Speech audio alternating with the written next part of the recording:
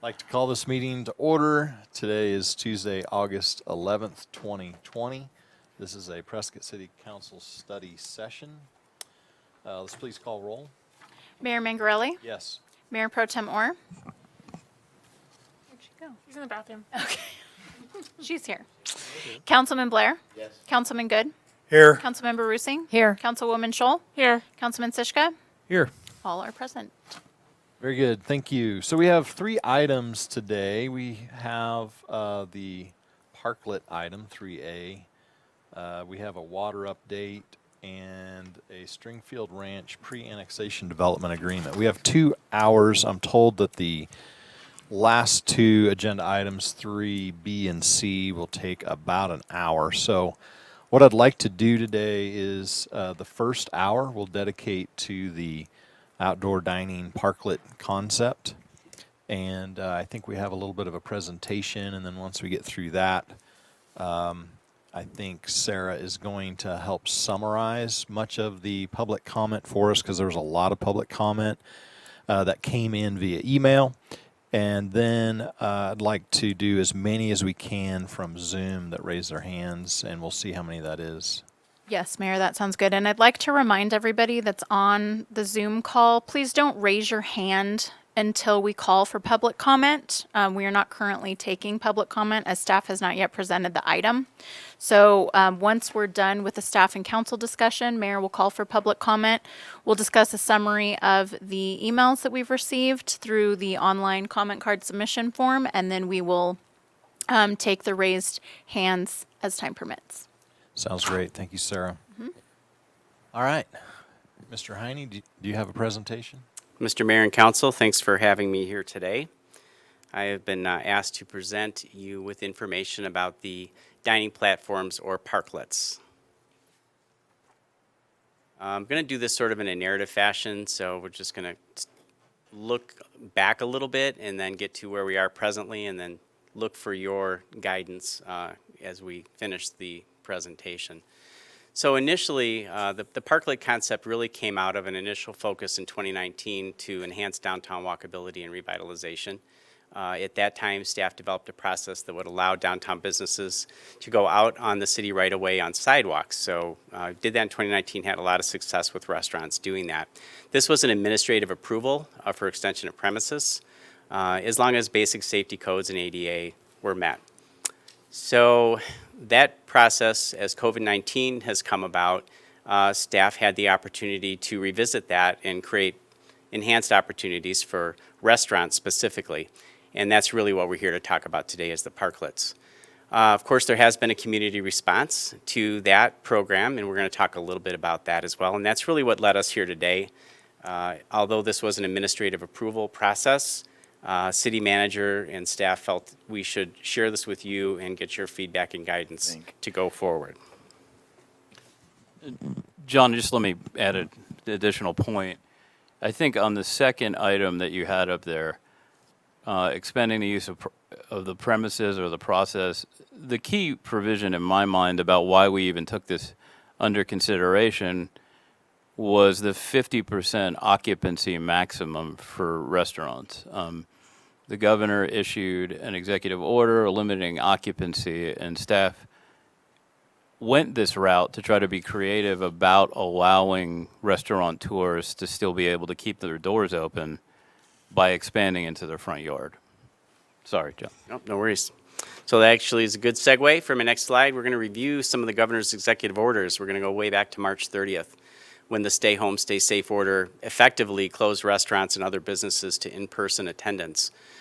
Things got better, and on May 4th, the governor announced reopening of retailers and other businesses. Restaurants were allowed to reopen on May 11th.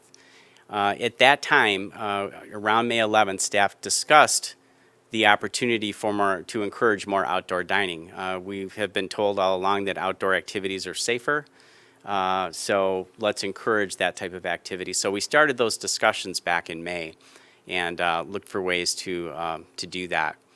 Then things got a little bit worse in Arizona, and on June 29th, the executive order paused reopening, closing some businesses and bars, when that remains in effect today. And then on July 9th, the governor issued the occupancy restrictions for restaurants.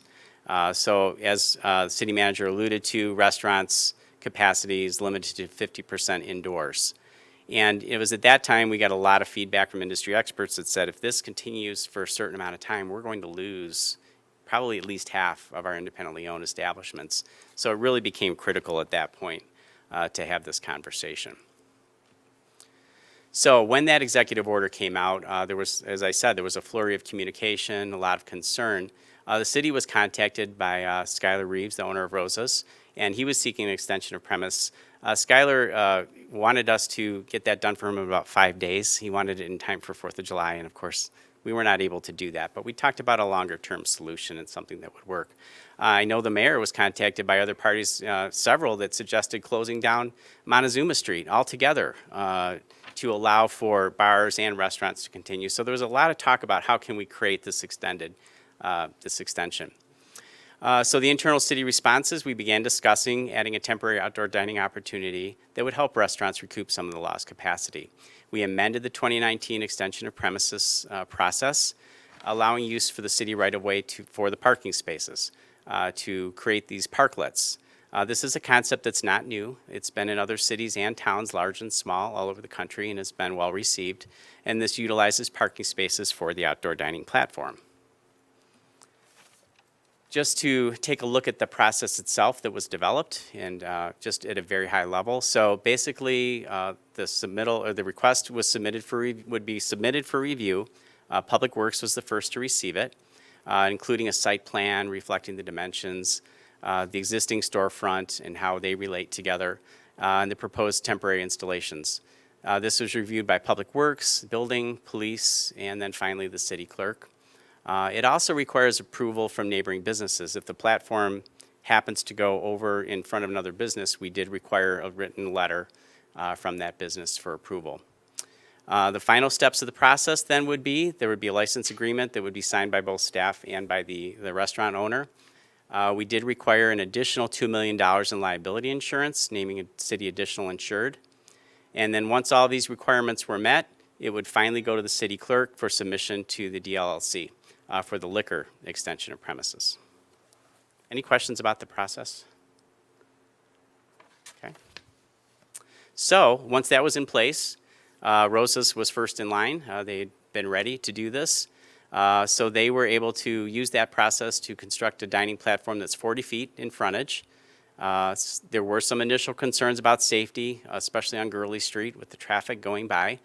Those were addressed. We went back a few times and made sure that those were resolved. And overall, since that's been in place, the public response had been very positive.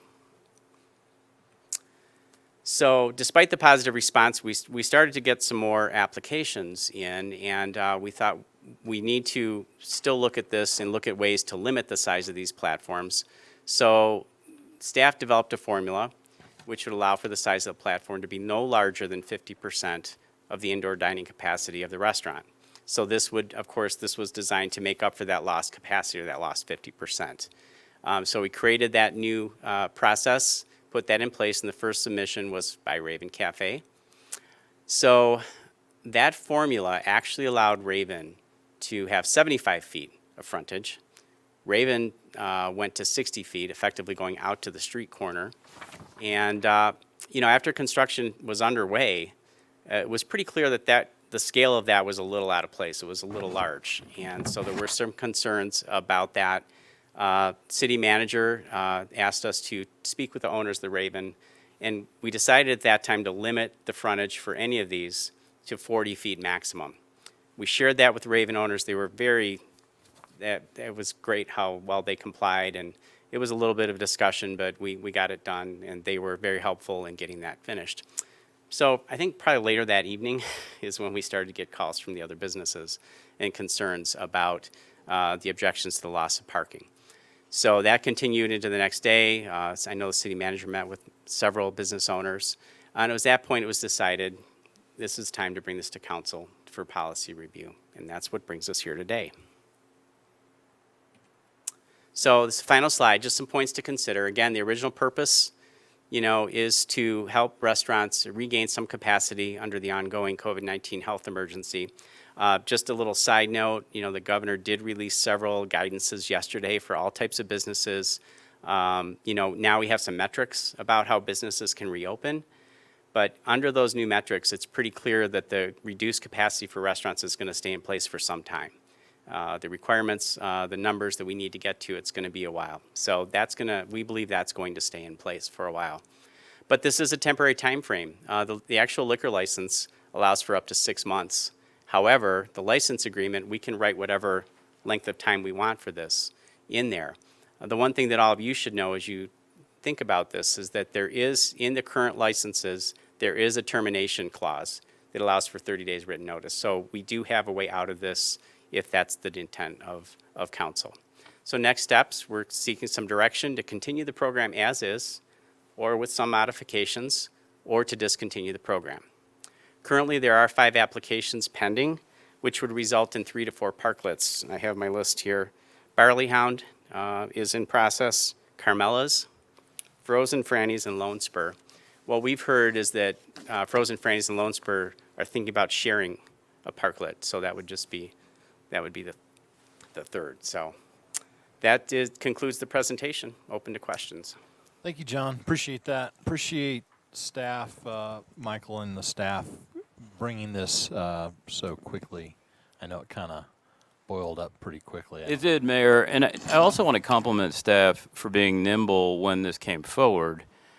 Whether you like this or not, the ability for us to turn this around and get it on the street to try to help people is what you want out of your local government. And when you do things that nimbly, you're going to have some pushback and some things like the Ravens 60 feet that hadn't been considered. But what we're seeing is a lot of these restaurateurs want the ability to do it, and they'll change their methodology to accommodate what we think is reasonable. Very good. Thanks, Michael. Questions, comments from the council. We'll go to Councilmember Rusing. Thank you. Nimble was actually the word I was going to use, along with resourceful and adapting. And I think in these times we have to consider that, because a lot of people are having to adapt to certain situations. And I just want to thank you for presenting this program, and I completely support it. Councilman Good. Thank you, Mayor. First of all, I consider this a significant local policy issue. And we as council members are here to determine policy and for staff to implement that policy. So when I found out about the first use of this extension at Rose's, and I was contacted by a number of local residents who were very concerned about the safety and use of that, and how Rose's was allowed to do this extensive extension into the parking areas. Quite frankly, I was a bit confused because I had no idea that this was even being considered. So for staff to decide on their own that this would be an appropriate extension and a significant change in policy without even informing the council, I found to be very, very unacceptable. So that's to begin with. As they determined that this would be in the best interest of the community without discussing or informing council, then to determine a process that would create such a broad number of parking spaces being taken away from neighboring businesses, it occurred to me that there are neighboring businesses that would find it very difficult to have their customers be able to patronize them. We had an extensive discussion probably last year when we first started considering the Scramble intersection at Gurley and Montezuma. And we also had an extensive discussion about how we were going to try to avoid the 2-hour shuffle in all the local downtown parking spaces where they were being taken up by employees at the detriment of the businesses.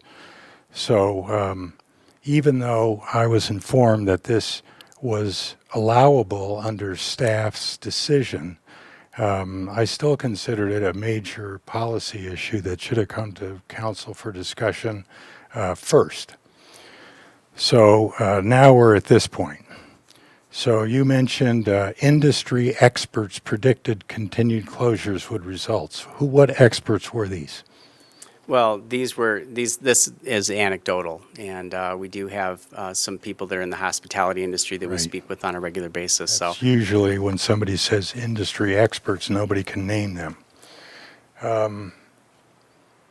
Then the determination that 50% of the reduced capacity could be made up by these parking spaces, and then applying a calculation to that. I know when I saw the Ravens construction process, that looked like it was going to be 7 parking spaces. I think right now it's down to about maybe 5, but that's still extensive. They have rooftop dining and some other options that they can pursue, and it looks to me like we're trying to pick winners and losers here. You know, one restaurant is going to be a winner because they can afford to pay for the costs, etc., to be able to put these in place.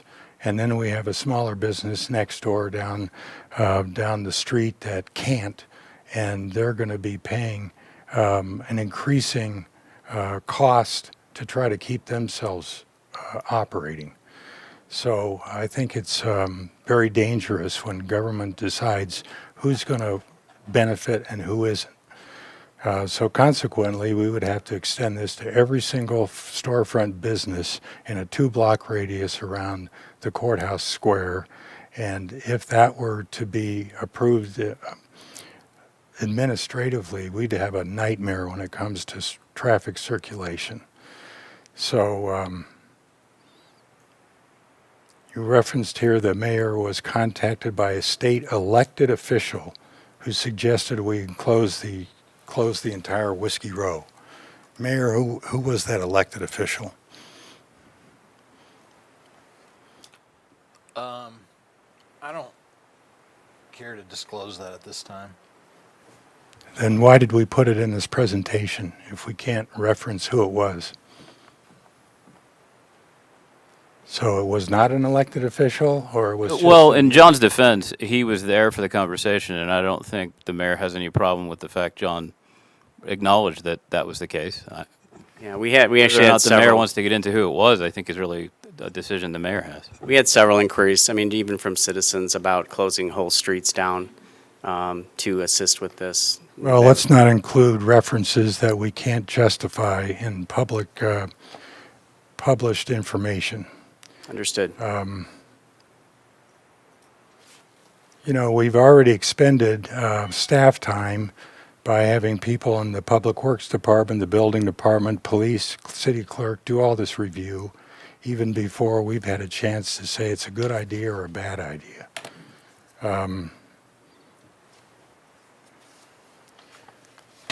I just think it leads to such extensive traffic problems. We can't even get the limit line on the King Cab trucks enforced.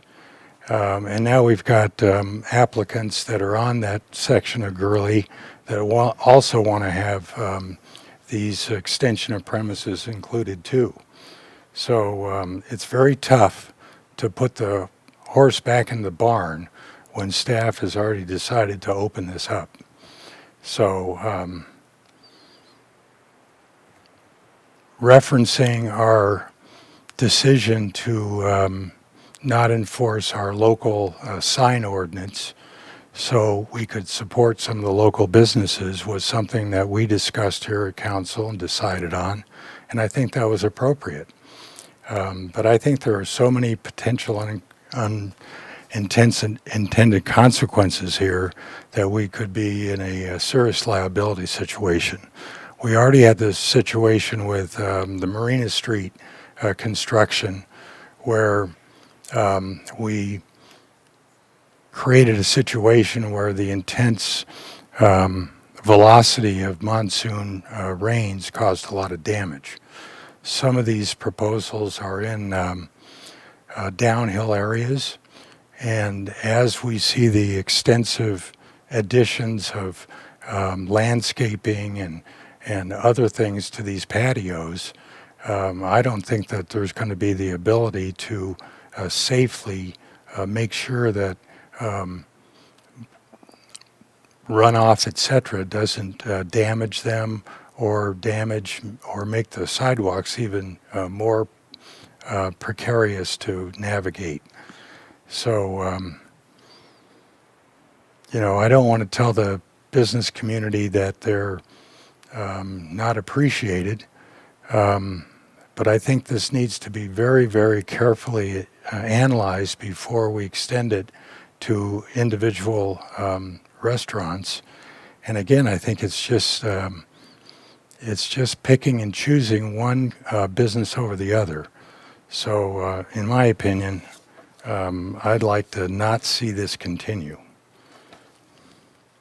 Councilman Blair. Thank you. Yeah, Councilman Blair. Mayor, I'm sorry, really quickly. I need to ask all of the council members, please, when you're speaking, speak into your microphone so that the public can hear you. Thank you. Thanks, Sarah. Councilman Blair. Testing. I'll go back and say, and the city manager knows how I feel because we've discussed it. I've discussed it numerous times when it comes to anything that has to do with traffic or changing infrastructure. We, the council, set the policy, not the individual committees. I'm not talking about staff. I'm not trying to beat up on John.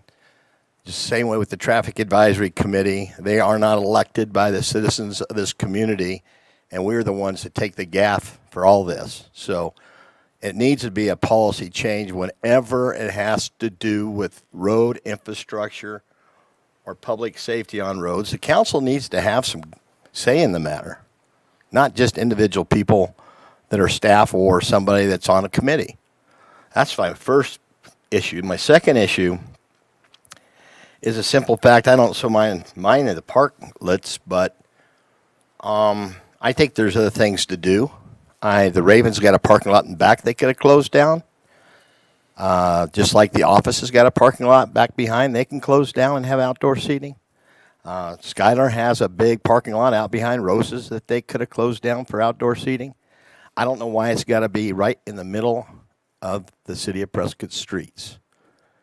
I think there was other things to do. I think we should convene somebody to get together and talk about it. I can't imagine anybody has that kind of money to spend $10,000 on one of those parklets and think it's going to stay there just temporarily. These are going to be permanent fixtures because there's going to be blowback on it. Because I can guarantee you, I know what my deck just cost to be replaced, and those decks out there are the same size as my deck at my house. So when you start talking about 10 grand, question becomes is how much business did they have to do to spend that 10 grand? It is what it is, and I would agree with Phil. We've already started this. I can't imagine, though, if you look at Whiskey Row and look at Grumpy's and all the different restaurants along Whiskey Row, and they all want to have that same piece. We probably should have thought this through, because right now we've lost 5 parking spots on 2 that are already authorized. 5 more coming. That's 35 parking spaces that are gone in downtown.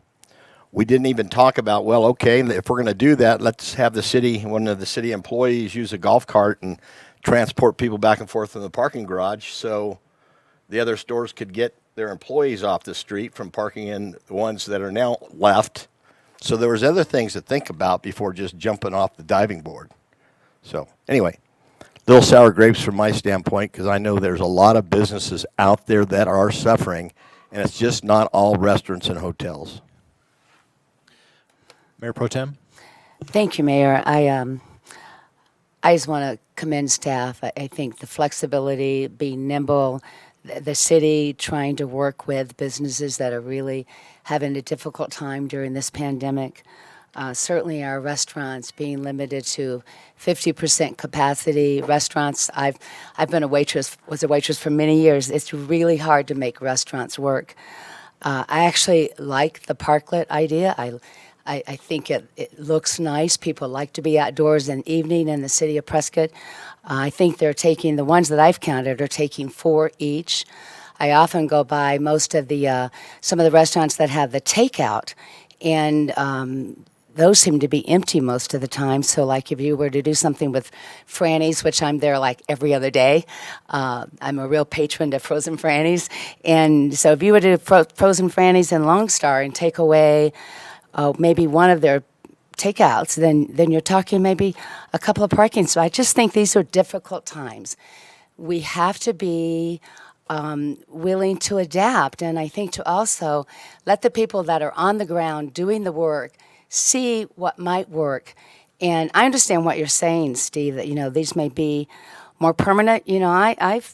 Some people would like to see a little bit more outdoor dining in the city of Prescott. I like the idea. I didn't feel slighted at all that it didn't come to council for an official vote. I believe people saw something that needed to happen and tried to make it happen for our businesses. I don't think we're picking, or that they were picking winners and losers. I think this is open to everybody. And I was on Prescott Downtown Partnership, so I know how much these parking spots are really cherished. But we also have a parking garage. Right now there are a lot of empty parking spots downtown. I'm amazed when I go downtown and I see how many parking spots are in fact empty, because a lot of people are not coming downtown, and our tourism has been limited. So I just want to commend staff, and I hope that we can make this work. Maybe this isn't exactly what we need to do, but I think we need to continue to pursue it. And I want to commend the city manager and staff for looking at something and saying, what can we do to help our businesses and our restaurants? And I was just at an event with Senator Fan, and she's doing what she can to also help our bars. And fortunately, Yavapai County is being recognized as one of the county that's going to have some little bit more flexibility, hopefully, on some of the businesses. So I just think we stay the course, doing what we can. I think it adds a little bit of charm to our city, and so I guess I'll just be quiet at that. But I appreciate, this is a lot of work that staff has put into this, so I appreciate it. Michael, Mayor Pro Tem mentioned the curbside pickup. There was those designated spots. Is there a trade-off here? Like with Roses, they had 2 of those. Did those have to go away in their case? They're not, they're covered up now by the parkway. Oh, that's good. So then that's only 2 parking spots, right, Mayor? Right. I guess correct. I just wanted clarity that if a business had curbside, but they're going to lose it by they this. will lose their curbside. Sure. So Roses can have 2 curbside Yeah. designated spots and have the parklet. Right. Businesses are allowed up to 2 of the curbside. Yeah. Good. All right. Let's see. Councilman Siska. Thanks, Mayor. So, Michael and John, having heard these comments, do you have any idea of what a middle ground would look like? Yeah, it's an interesting question. The size of these has to be significant enough to make up for the lost occupancy, right? And the flip side is the conversations I've had with retailers who have some concerns about losing parking spaces. It's the feedback I've got is that they'd mostly just like to see them go away. So I don't know what the compromise is off the top of my head that's going to make everybody happy. And this is a point that I think is more global than just this issue. There are always going to be instances, and I guess I've gotten away with the fact I've been here 4.5 years and we haven't had that many, or 3.5, where in a council manager form of government, the management team is sometimes going to make decisions that the council thought they should be part of. And I apologize if anybody felt like they were caught off guard with this. But the flip side is I'm the kind of manager that's probably going to push the envelope, not because I'm trying to get away with anything, but I'm trying to be creative and help the community. And sometimes I'm gonna fall on my knee down and say that that really wasn't the right decision. But I want my staff to feel that they have that discretion, because otherwise you just have an organization full of bureaucrats. Well, it sounds like time is of the essence, or was of the essence. Well, Is that what you felt? Yeah, I mean, the quicker this thing gets on the ground when the governor's handcuffing occupancy, the quicker we could all resolve it and start giving them some relief. So, And So what is in this atmosphere, considering the comments again, what does relief look like? you know, my mind, this is something that should be allowable as long as the governor of the state of Arizona handcuffs the restaurant industry. And then I think a decision beyond that is a policy decision that has to be made by council. If this is a concept we want to look at citywide, everything has to be analyzed, and the cost-benefit analysis of what parking you're going to lose and what business you think you're going to expand. In what I still think is a temporary environment, and I acknowledge that we don't know when the governor is going to relieve these folks. If you want to have a diverse and vibrant downtown, you can't lose your restaurants any more than you can use your retail. Well, you know, I really considered, okay, so why don't we just use the parking spaces in front of whatever business it is, whether it's restaurants or whatever. But then my next thought was, okay, but a lot of those parking spots are going to be like the food pickup spots. They're not going to be full Right. all the time. And they're going to go, you know, they're going to be spots wasted because there are a lot of times that these businesses who parking spaces are in front of don't need or don't have customers. So, you know, I guess that we've got to take a look at, you know, is there a middle ground between what we know? I mean, the governor hasn't said to Olson's, you need to cut back your customer count by 50%. So that's a huge, huge hit for those people.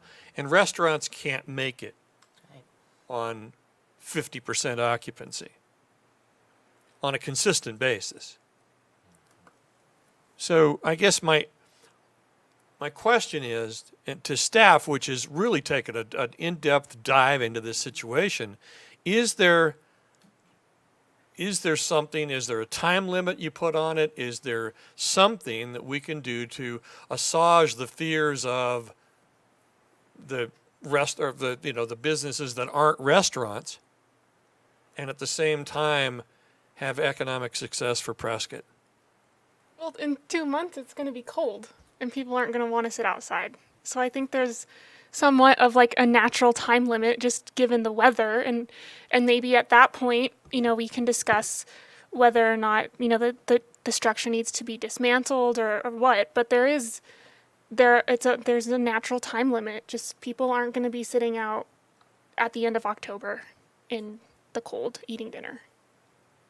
Well, I think that's a good point, Councilwoman Scholl. And I also want to say that in the two instances we've had, the restaurateur is fully aware that this could be ripped down with 30 days' notice, and we could demand that as the city council. And they accept that. Now, whatever investment they made in that was on them. And they went in with their eyes open. Is that not a fair assessment? Yeah, I mean, it was made clear, really, I think that this is related to the current executive orders, and the limitation on occupancy was tagged to that situation. I guess what my overarching thought is that if every single one of these tomorrow after this meeting, you have 25 applications, whether it's a dinner bell, I don't care who it is, all around the plaza, we might as well just shut downtown Prescott down. Now, some people say, well, that's a wonderful idea. Let's just make it all walking around the courthouse. Well, you might as well at that point in time, because what you've now done is you've pinched it down so much with our planners and all these obstructions that are in the road. Is that what we would really want Prescott to be? Prescott was Prescott. We don't need to invent anything else for Prescott. People know we're here. Let's not love it to death. And I keep saying that, and I keep seeing more new ideas and more new inventions and more things, but we haven't stopped the people from coming here yet. So I just have a little bit of aggravation that we try to make Prescott something it's not. we really want to do something, let's put a sign up at the entrances of this community and say to people, you're in Prescott, because you don't even know where you're at because we have no sign. So that should be high on somebody's list. Councilmember Roosing. Thank you. Oh, I would just like to bring up the concept of foot traffic. When you have a very busy, successful food, restaurant, bar, they bring people down, and all these shops on Cortez, I patronize them all. They're wonderful assets to the community. They give us character. But, foot traffic's very important for them. And people come, they're going to eat, drink, and then start meandering up and down the road. And so you park once, and you're not taking up multiple spaces, but you can go to multiple shops. And then also we've got the new Hilton Hotel going in, and I believe there's going to be some public parking there to take the pressure off of this area, and that'll also increase foot traffic. And also, a lot of these businesses on Cortez close, they're like 9 to 5, they close at 5.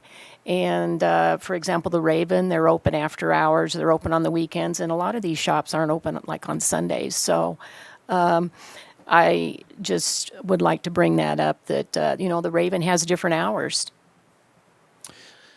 Councilwoman Scholl. I think that's a great point about kind of the difference in the hours of the businesses downtown. And while I understand concerns about making policy decisions and them maybe not coming to council first, we're all living this COVID experience it's unprecedented, and people have said that time and time again. And I don't think we're trying to make Prescott something that it isn't. I think we're trying to help our businesses survive and work through this time where they can't have the occupancy that they need to be long lasting. And so, I understand concerns about maybe the process, but I appreciate the fact that we acknowledged, okay, 75 feet is too long, 60 feet is too long, let's cap it at 40. I don't see there being a problem with learning and changing as we're experiencing this firsthand. So I think it's a great program. I think we're already seeing creative solutions like Frozen Franny's and Lone Spur sharing one because they have different business hours. I think that's a great model and maybe something we could encourage. If there is a business on Montezuma or something that wants to do that, like sharing with their neighbors. So I think it's a great program. I think there's room for it to change and grow as we kind of dive deeper into this COVID pandemic. And like I said earlier, there's going to be just a natural timeline based on weather. So, Mayor Pro Tem? Yes, thank you, Mayor. I know one of the things I've talked to a lot of people that about, say, let's go to dinner, let's go out. A lot of people do not want to go inside a restaurant. They want to be outdoors. I cannot get my husband inside a restaurant if we cannot be on a patio. So I don't think, again, it's not back to picking winners and losers. These are businesses that are trying to do what they can to survive. And I think Councilwoman Rusi makes a really good point about the foot traffic, because I will tell you this weekend it was pretty busy on Saturday, and I know I went over to Sherry Shaw's, the wine back alley wine bar, and people are really bending over backwards to try to keep their businesses going, and I applaud that, and I think we need to be a partner in that to do whatever we can. So, Councilman Sishka. Thank you. I've been over to Rose's and didn't know actually that they had done that. And then I kind of walked out and we got out there and said, no, we want to sit outside. So we didn't want to just sit out in their little, kind of into the sidewalk thing. We wanted to sit out there, and we had a ball. We can't be scared of our own shadow. We can't do things like we've always done things because these times are not like we've always done things. So, I'm not necessarily, saying we need to do everything that Ron Drake said to do, but we absolutely need to have creative solutions to these problems. And, I think that there was a concern expressed about, this is going to turn into a permanent situation. Not as far as I'm concerned. We give it to them for a certain amount of time, and then say that's it.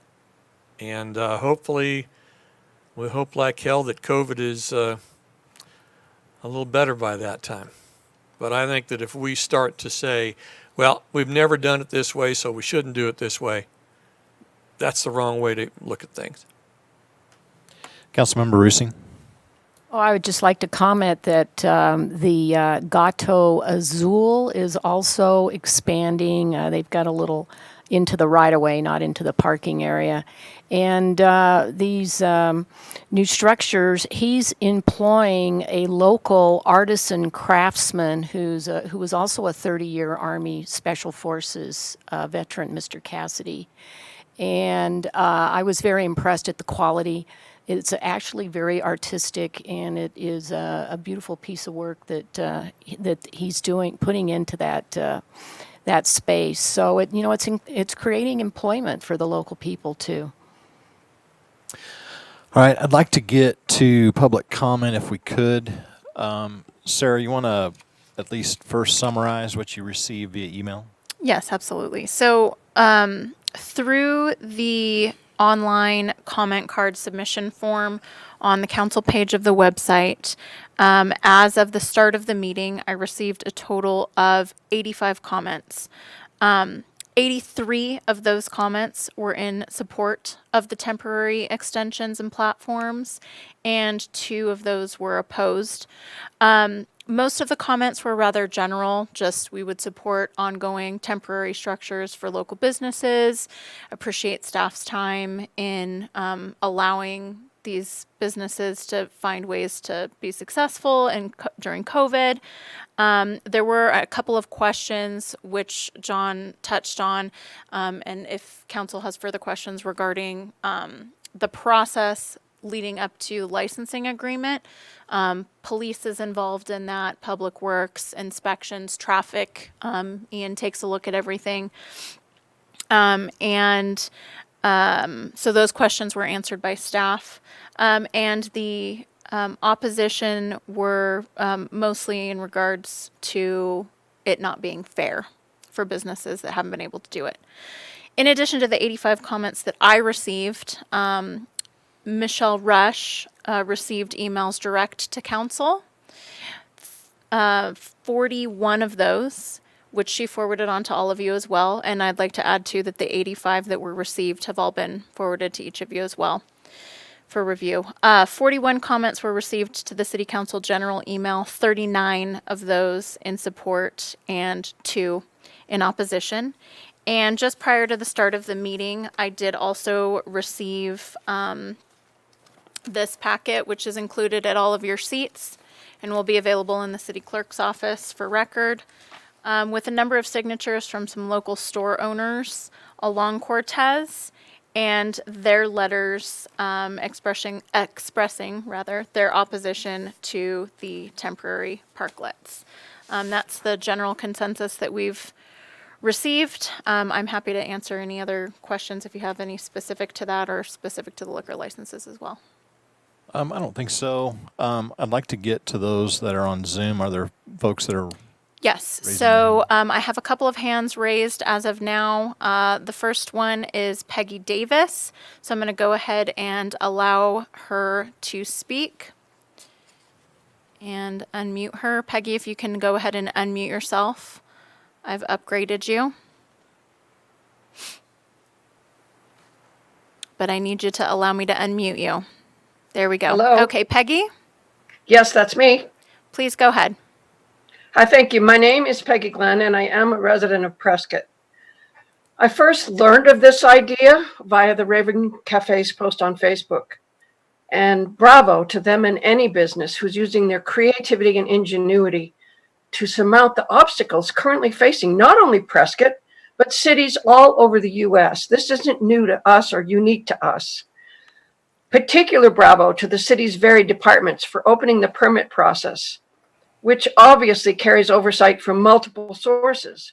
You can't do this alone. You've got to have traffic and planning and all the rest of that to be certain that outdoor dining options are safe and accessible.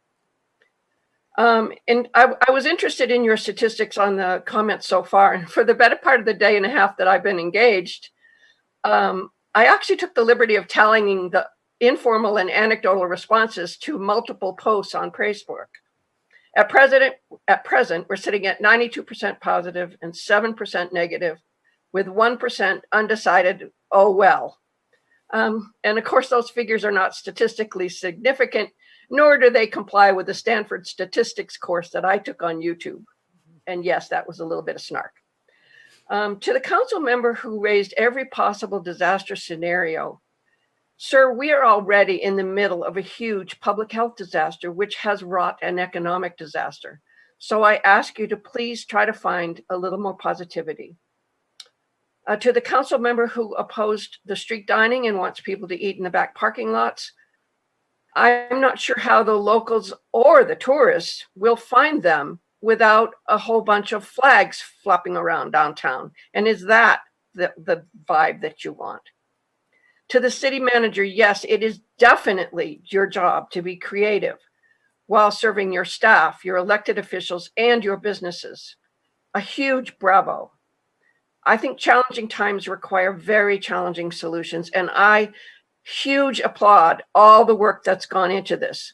The fears and the what about me are always going to raise their ugly objections, and I really, really appreciate that you've taken so much time and put so much effort and thought and creativity into this.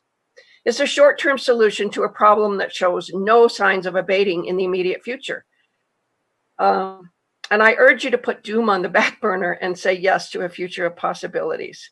Nobody's happy to see jobs disappear, dining options disappear, or any other businesses negatively impacted by COVID-19. And we've already had businesses throughout the area, not just restaurants, that could not survive the first round of complete shutdown, or that failed to thrive when allowed to offer only takeout, or that found it difficult to pay bills at half capacity, or that finally gave up when ordered back to takeout only. Ms. Glenn, thank you for your comments. I'm going to go ahead and cut you off because you've reached your 3-minute time limit. And now I have Melanie Davis. And Melanie, I'm going to need you to unmute. Allow me to unmute you as well. And you can go ahead, Melanie. Melanie, are you there?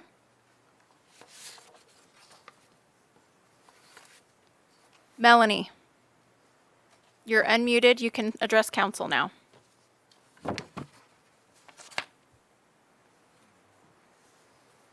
Okay, I'm going to move on to the next commenter. Melanie, I'll bring you back up after that. It's Skylar Reeves. Skylar, go ahead and unmute yourself, please. And go ahead. Hi, can you hear me? Yes, we can. Okay, so this is Skylar Reeves. I own Rosa's and Barley Hound, Taco Don's, and a few others on the way as well. So I want to thank you guys for your comments and time. And, you know, I'll just jump to a few of the things that were brought up about time to study it and various ways to look at it, and what about different regulations and creating standards. You know, time is of the essence here. We don't have time to sit for weeks and months and figure this out. As someone said, we can't run at 50% occupancy and maintain 100 employees. You know, it doesn't work. You can't drive a car with 2 tires on it. You can drive it for a block or two. Eventually it's going to break down. You know, so I appreciate the folks that did help us move quickly on it. You know, and as far as the other, you know, I've heard some of the negative input from some other retailers. You know, I would encourage them to do the same thing. There's nothing in my eyes that says that only a restaurant could do this. You know, if there was a retailer that wanted to show some of their products on my patio during a slow time, or we could get together and get creative during this time, I think that would be cool. So I encourage those other people that don't like it. I don't completely understand why. I'd encourage them to come talk to me in person, but you know, we can get creative with it as well. You know, for businesses that aren't just restaurants that are being affected by it. And then the kind of last thing I want to say, whether it be controversial or not, depending on who you ask, but I don't think anyone spends more time downtown Prescott than I do. I mean, I walk between Rosa's, Barley Hound, my office, my other new venue, grabbing coffee. I go back and forth all the time. I'm always looking around. We do not have a parking problem, and we certainly do not have a parking problem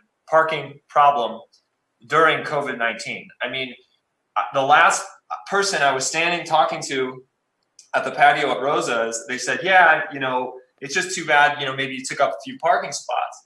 And I just pointed towards Gurley Street, towards Thumb Butte. There was one single car parked, and it was mine. I mean, we're looking at 30, 40 open parking spots. So I think that moving forward, I do want to see it permanent, and I do want to see it maybe a program that we can spend 6 months working towards over time when COVID is not in our world, hopefully soon. But for now, I think we got to pivot hard, pivot fast, pivot strong, or else we'll lose a bunch of restaurants, a bunch of retailers, some that we already have. So the parking issue, I understand 4th of July during normal times. Okay, we could maybe touch on it, figure out how maybe not every single business would be allowed to have one. Maybe we could share them, and I can come up with 100 ideas on how to do it on a more permanent and ongoing basis. For now, it's important for all of us to survive to pivot quickly and fastly and make a jump and make a quick decision and go and lead from the front. And then the last quick point, I mean. Skylar, sorry to cut you off. You reached your 3 minutes. All right, sorry. Thank you. Melanie Davis, I'm going to give you a try again, please. I clicked to unmute you.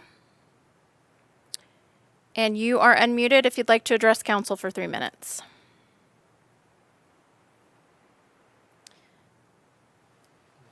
I don't know what she's doing. Let's try this. Melanie?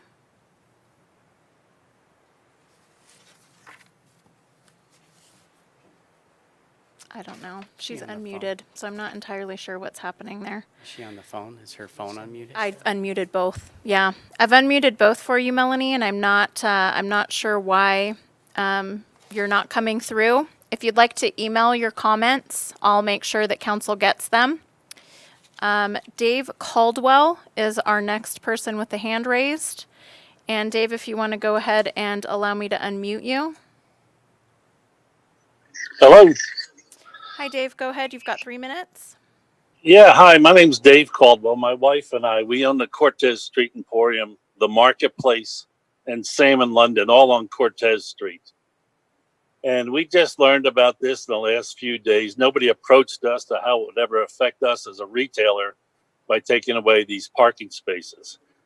Parking downtown is gold on the weekends. I constantly have people coming in. Boy, it's hard to find parking. I'd strongly disagree with the gentleman who says on the weekends there's ample parking. There is not. There is never ample parking. I can't say anything more than that. I think that these restaurants are trying to expand on the backs of retailers and hurting the other retailers. And I think just about every retailer along Cortez feels that way. And I think it'll just create a rift between retailers and restaurants. And the young man who talked about his restaurants, I walk between my stores every day and I see the parking every day. And I strongly disagree with you that there's no parking problem. So my opposition to this is strong, and I don't quite know where else to go with it, but hopefully you come up with a plan, because I could see us losing 50 to 70 spots on Cortez Street if every restaurant wants to put this in. The Papa's, the new coffee shop, Murphy's, the office. It's a nightmare scenario for retailers. So I'm in strong opposition to it. Thank you very much. Thank you. Okay. Let's see. Next one is Barbara Heyer. Go ahead, Barbara. Hello? Hello? Hi. Oh. Barbara?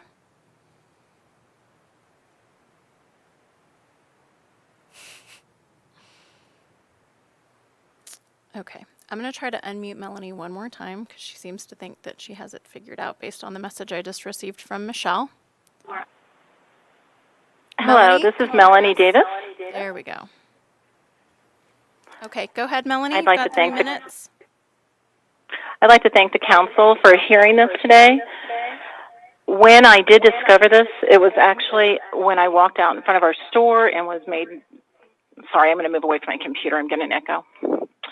I was made aware of the fact that we are losing a lot of our parking over here in front of the Raven. I did not understand what was going on. We were not notified. From what I understood at the time, there was nothing that had been discussed with council. And so my position on this is that there are 12 restaurants between Goodwin and Sheldon that I've counted. I may be off, maybe I've missed one or two. And if you go with the theory of 40 feet, you're going to be at about 490 feet, which is about 81 parking spots that we're going to lose in Cortez alone. I personally have submitted today, which I think you've discussed, the petition with a large percentage of your business and retail storefronts here on Cortez that are expressing their concern and not happy about it, as well as we would like to be considered. I'm hearing a lot about the restaurants, and I'm hearing a lot about how they're affected. No one has discussed how the retail stores have been affected or are being affected. Our traffic has slowed down tremendously in the last week since this has started. We literally have submitted letters from clients that are expressing that they're not able to get to the store. And I would like council to consider how it's affecting everybody, not just the restaurants. The restaurants did get their PPAs, and I believe that this is a one-sided view. I would love it if we could come to a conclusion that would meet everybody's needs, not just the restaurants. And I appreciate your time. Thank you very much. Thank you, Melanie. Okay, I'm going to go ahead and try Barbara Heyer again. Barbara, I'm going to click to allow you to talk, and you'll need to unmute yourself. And you've been unmuted. Barbara, are you there? Barbara. Okay.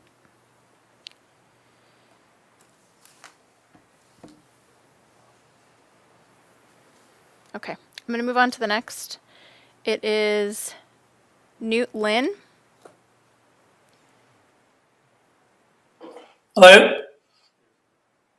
Hi, Newt. Please go ahead. You've got 3 minutes. Can you hear me? Yes, we can. Hi, my name is Newt Lynn. I'm with the Raven Cafe, Peregrine Book Company, Grey Dog Guitars, Raven Productions, Raven Sound Studios. We employ a little over 60 people on North Cortez. Over 30 of those people are in the Raven. Over the course of COVID, we've laid 0 people off as a response to the coronavirus situation. In an effort to support our employees and to support the greater community. This parklet is giving us an opportunity to become sustainable in our ability to survive there. We're all about being creative and collaborative with anyone who wants to do that. But a lot of the negative energy and ideas I'm hearing are coming from people who aren't offering any other creative solutions that we could jump onto. With regard to Steve Blair's comment about us having parking, we do not have any parking available to us. With regard to Melanie's comment that she just made about her clients canceling because they can't find parking, she does have private parking. And with regard to whatever you're going to hear from Barbara Heyer coming up, Barbara has been trying to put us out of business for 15 years, since before we opened, by saying that we were just going to be bad for business, bad for Cortez Street, and that we were going to diminish property values. So we can't really do anything about helping people who are just feeling combative for one reason or another, but that's not who we are. And by and large, we would really love to be collaborative and work with a lot of these people downtown to come up with creative solutions to help them survive what they're going through as well. But this is important for us, and it's important for the restaurant community and the hospitality community in Prescott. That's what I have to say on that right now. Thank you. All right, next we have MJ Smith. MJ, you can go ahead and unmute yourself. Thank you, Council, for taking time to hear and get this feedback before making a decision today. I am with the Prescott Downtown Partnership. I'm the executive director here, and we represent 80 plus merchants in the downtown area. I would like to commend staff firstly for thinking outside of the box and being willing to help these businesses weather this. I think there is some misperception that, you know, PPE and some of these other programs were the crutch that these businesses needed to make it through this. And while that may have been the case when we were looking at closures or limitations that lasted 6 weeks, that's certainly not the case as we enter into our 5th month of having to change the way that we do business. And allowing these businesses to expand their footprint, to get creative on ways to get people into their storefronts, has allowed many businesses to continue operating and not shutter completely. So we commend you and are very appreciative of how you have worked to prop up these businesses during this time. It says a lot for the City Council and for city staff that they were willing to do this for our businesses and not allow red tape to get in the way. So I want to thank you for that. And we want, as PDP, to just extend our support for these parklets and for the continuation of creative ideas to continue. You know, when we talk about how a business meets moving from the red to the black, that 50% is a difficult number. And for many of these businesses, trying to operate under that would have forced closures. And those forced closures of many of the merchants downtown, in our perspective, would be much more detrimental to the retail businesses than the loss of these parking spaces. As was mentioned earlier, that foot traffic is a big driver, and a lot of our retail establishments are relying on that for those bodies inside their doors. So we think that people who come to downtown Prescott appreciate the parklets more than they are upset by not finding that closed parking and are willing to park a little farther away to have a place to dine. So I'd like to thank you again and thank city staff for being willing to be creative, and that's our stance on the parklets. Thank you very much. Thank you, MJ. I've got Katie Dufort. Hello. Hi, Katie, go ahead. I am highly intrigued by this because I'm the owner of Ride Prescott. I've had the downtown shuttle service in Prescott for now, it'll be our 4th season. And we're out and about all the time because there is a parking problem in downtown Prescott. On weekends, Friday, Saturday, Sunday, it is very difficult to find a parking place. And so I would like to throw our hat in the ring and say, hey, we are more than willing to help out. Right now, we have drivers out there doing free rides. We don't charge for these rides. They're free. They are from 10 to 6 on Fridays and Saturdays and 11 to 3 on Sundays. We are more than willing to work with businesses. A lot of it is just going to be figuring out where do you want people to park and how do you want people to get from one spot to another? We're already here. We are more than willing to help out. But it is a problem taking up parking spots if you don't have another solution in play. We can be part of that solution. Like I said, we're already here. We don't charge for our rides. Put us to work, but it's going to take some collaboration among business owners to say, hey, we have this great system here, and this is how it can benefit everyone. So just keep us in mind. Thank you, Katie. Okay, I've got Candace Devine. Hi there. Can you all hear me? Yes, we can. Go ahead. Okay, wonderful. Thank you so much for having this meeting today. I really appreciate it. I just wanted to speak on behalf as a person who patrons downtown often. I am an entertainer here. I am a professional singer. I travel all over the country. Well, not during COVID, but previously to many towns and places that have turned their downtown squares into a similar concept. I know that we're all looking at these options to be creative for this time period, but I did want to put my voice in the ring to say that I personally believe, as somebody who has walked the downtown square and who has furnished my whole house out of the antiques on Cortez Street and more, I've never been able to really get a parking spot on that street, which I know is part of the problem. But I will say that in walking, I have patroned so much more because in my engagement with the business owners, my engagement with the businesses as I walk through our town has increased because of our lack of parking. So when this whole thing came up and I started to see the restaurants expand, I couldn't help but be incredibly encouraged from a standpoint of a musician and a standpoint of somebody who entertains. That industry has also gone away. Providing these outdoor platforms also leads to the possibility of singer-songwriters being able to continue to play for people they love and patrons and continue to make money as well. I know that parking is quite an issue, but I was so happy to hear from Ride Prescott because I think they are a great creative solution. I know they're already being used for a number of ways in the downtown square, always buzzing around. I think another thing that is being overlooked that would be really interesting is that I believe it gives all these businesses an opportunity to create some more income as far as like the retail stores, because it offers an opportunity to give delivery solutions. Everything I've ever bought on Cortez has been delivered to my home with additional fees, and I'm happy to pay that for the convenience of that delivery. So the drive-up parking hasn't been a necessity to me specifically at all, and it has not derailed me from shopping in those stores. I have patroned all of them. I love them all. They all have great stuff.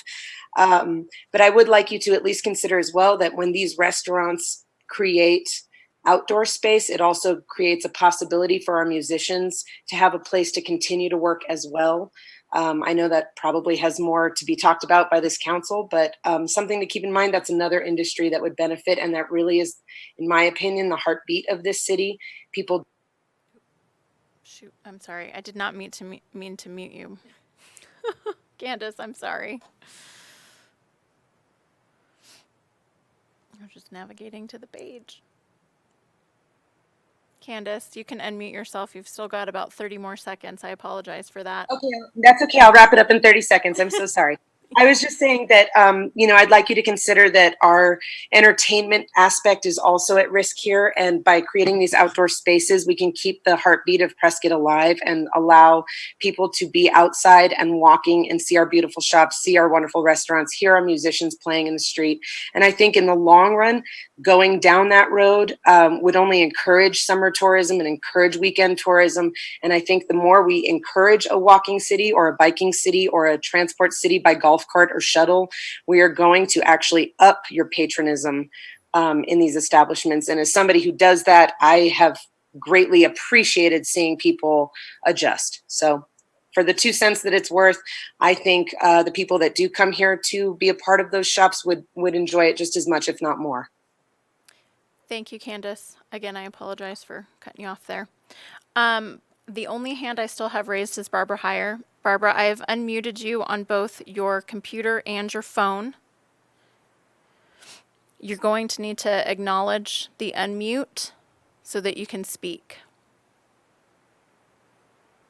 Otherwise, I'm going to have to ask you to email your comments to council.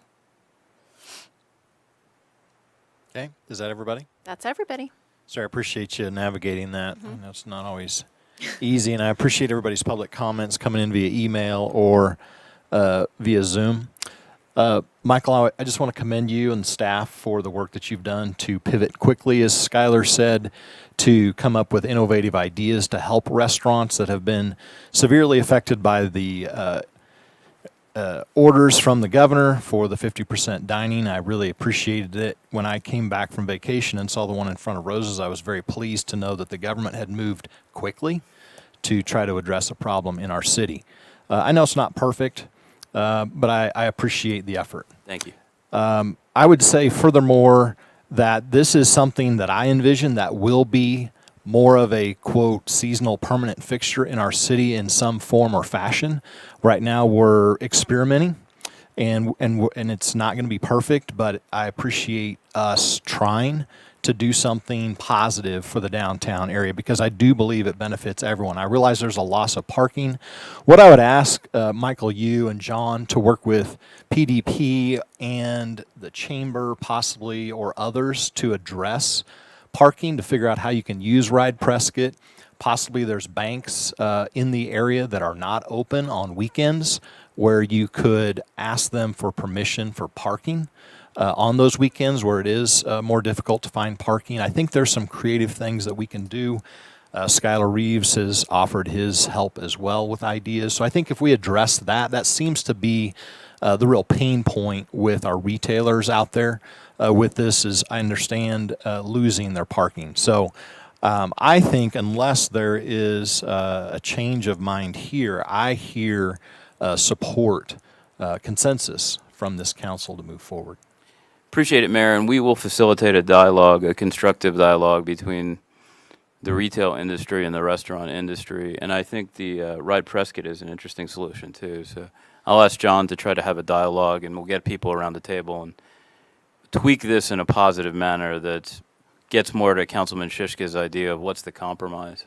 So. Yeah, I just, we don't want to drive a wedge between retail and restaurants here. So let's try to get everybody together and figure out how we can solve any kind of parking issues that might exist. I also like Skylar's idea of cross-marketing and maybe having some goods from the antique shops in the restaurants to kind of bring attention to the restaurant industry. Right. I mean, to you the could retail share some of your space with a retailer next door. Councilman Shishka? Thanks, Mayor. I think we need to keep one thing in mind, that every time they put up a parklet, they lose parking in front of their establishment. So it's not just pain going one way. So I think that there is a middle ground, and I'm sure that Michael and John and some of the other organizations in Prescott will find that. Councilmember Rusing. Oh, I just wanted to comment. I believe one of the people commenting, complaining about parking, might have an interest in item C, a financial interest in item C. Is that correct? I don't think it's relevant at this point. It's a totally different issue. Okay. I just wanted to. It's a common name. I just wanted to clarify it in my mind. Irrelevant. Yeah. Anything else, council? Let's move on to item 3B, please. Presentation by Public Works to provide water resource management updates.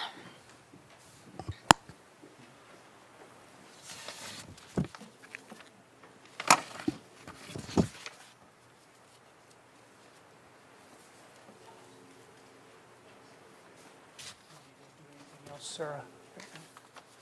Nope, then Carrie can take over. Yeah. Kara, can you hear us?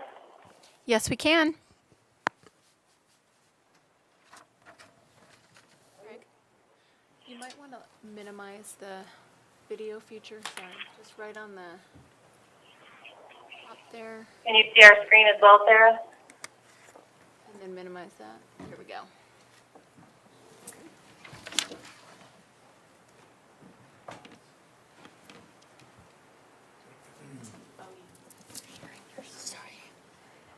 These things are just so tight.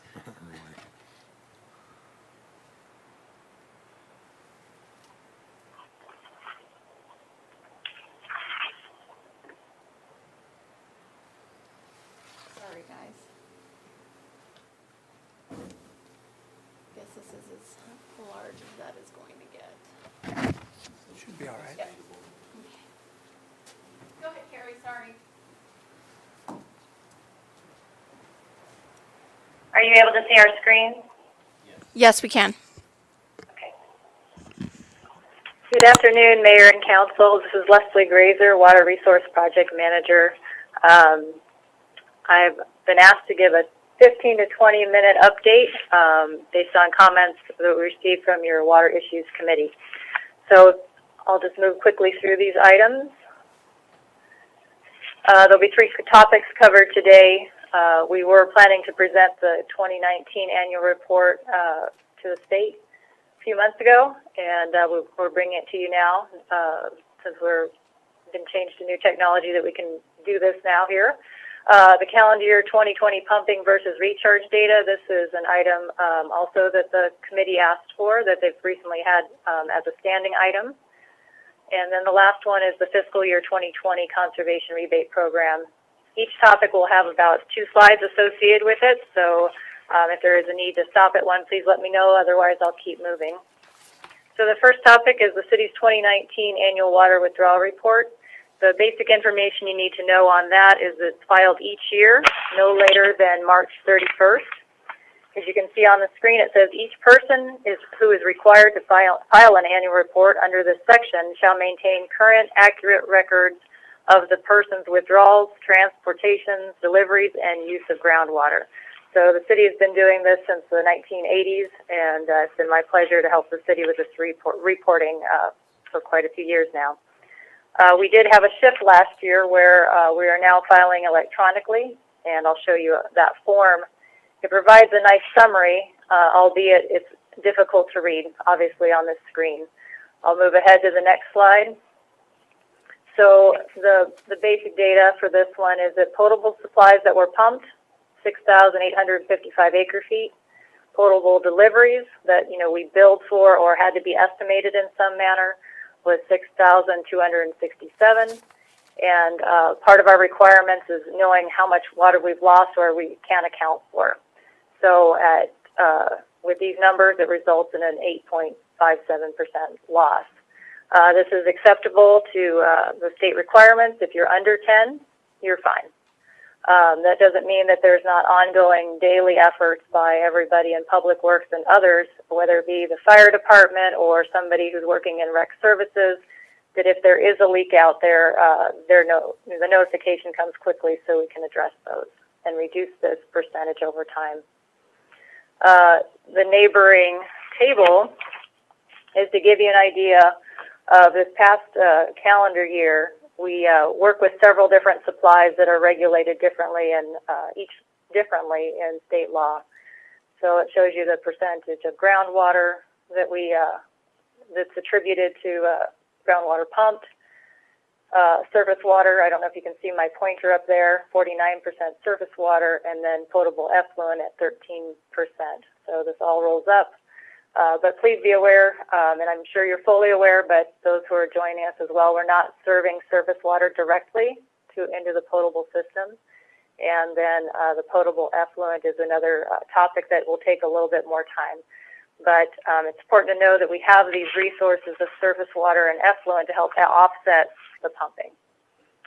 Moving ahead, if we look at the next topic, the subcommittee wanted to have you be aware of or briefly updated on is the calendar year 2020 pumping versus recharge.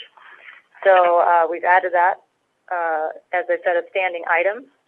The city maintains daily logs on the water it pumps as well as what's sent to the recharge facility.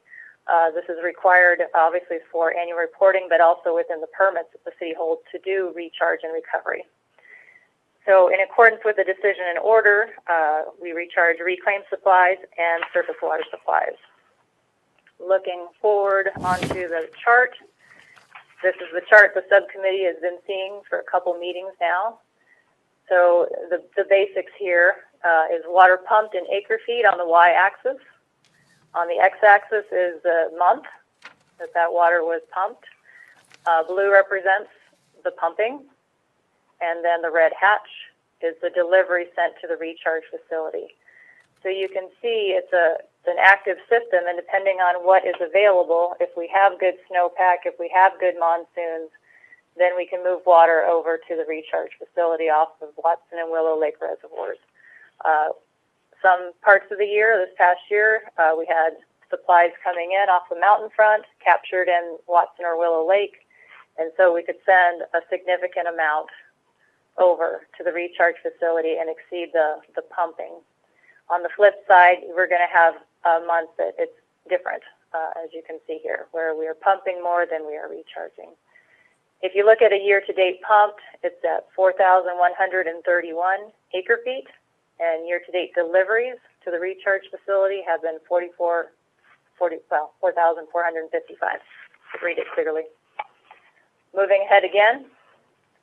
This is the FY 2020 Conservation Rebate Program. And so as you're aware, the city's fiscal year runs from July 1st through June 30th. So we just completed a fiscal year recently. This is this past year's. So the city customers have had a rebate program since about 2007, and those rebates are applied to the bill. So it offsets their costs, their utility bill. The conservation rebate program was funded at $40,000, and $39,000 and change was used this past year. And about our metrics show about 2.2 million gallons of water savings. If we work that in acre feet, that's just a little bit above 6 acre feet.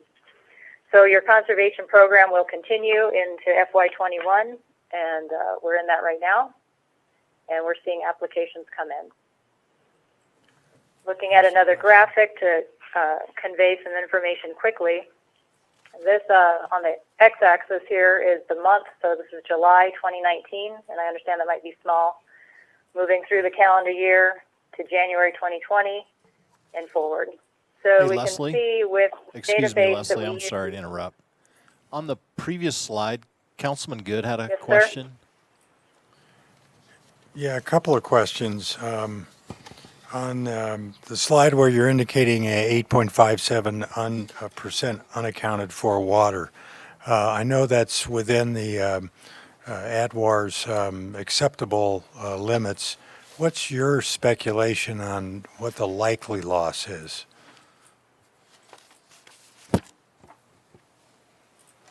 I missed the last part of that question. What is your expert opinion on what the likely loss is in that 8.57%? The Public Works Director is present there. He might want to address that at the podium. Good answer, Leslie. Easier for him to do so. Okay, that's going to be a culmination of many items. That can be leaks within the system that we are not aware of yet. Small leaks that do not surface because of our rocky, gravelly terrain. That also can be accumulated from meter loss of accuracy. So every meter has a parameter that when it's brand new, it has a parameter that it can be, minus a little bit, plus a little bit. So that also comes in there, as well as our meters wear, then they become less efficient and About are some not. of those broken water mains. Broken water mains, we put our best calculated effort towards water loss when we have a broken water main, and but if we, it's calculated. It's a guess on how much is running down the street at that moment, so it can also be associated with that. Thank you. Leslie, on the chart with the red striped, I think that was the last, previous one that you showed when I interrupted you. Sorry for that. But there's some people claiming that, we're recharging more than we're pumping. And I know a lot of that has to do with just deliveries to the recharge facility. So are parts of that reclaimed water that goes to the use at the golf course, et cetera?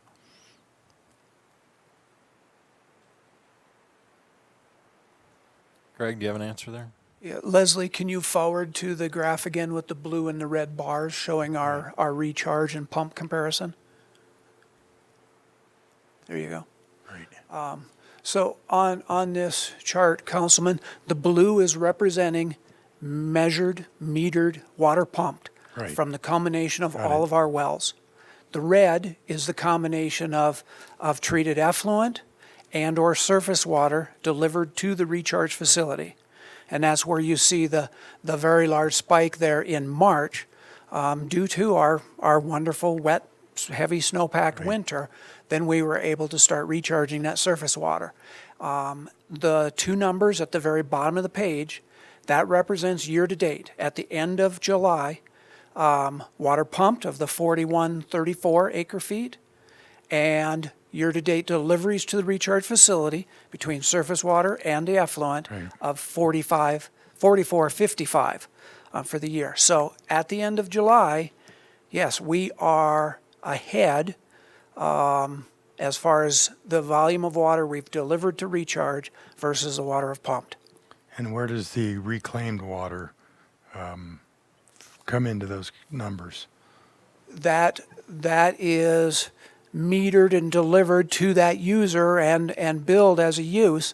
So that is supplying that demand, that water use demand. So it does not, it doesn't alter either of these numbers. Yeah, but they're included in the numbers that are delivered for recharge. No. No. No.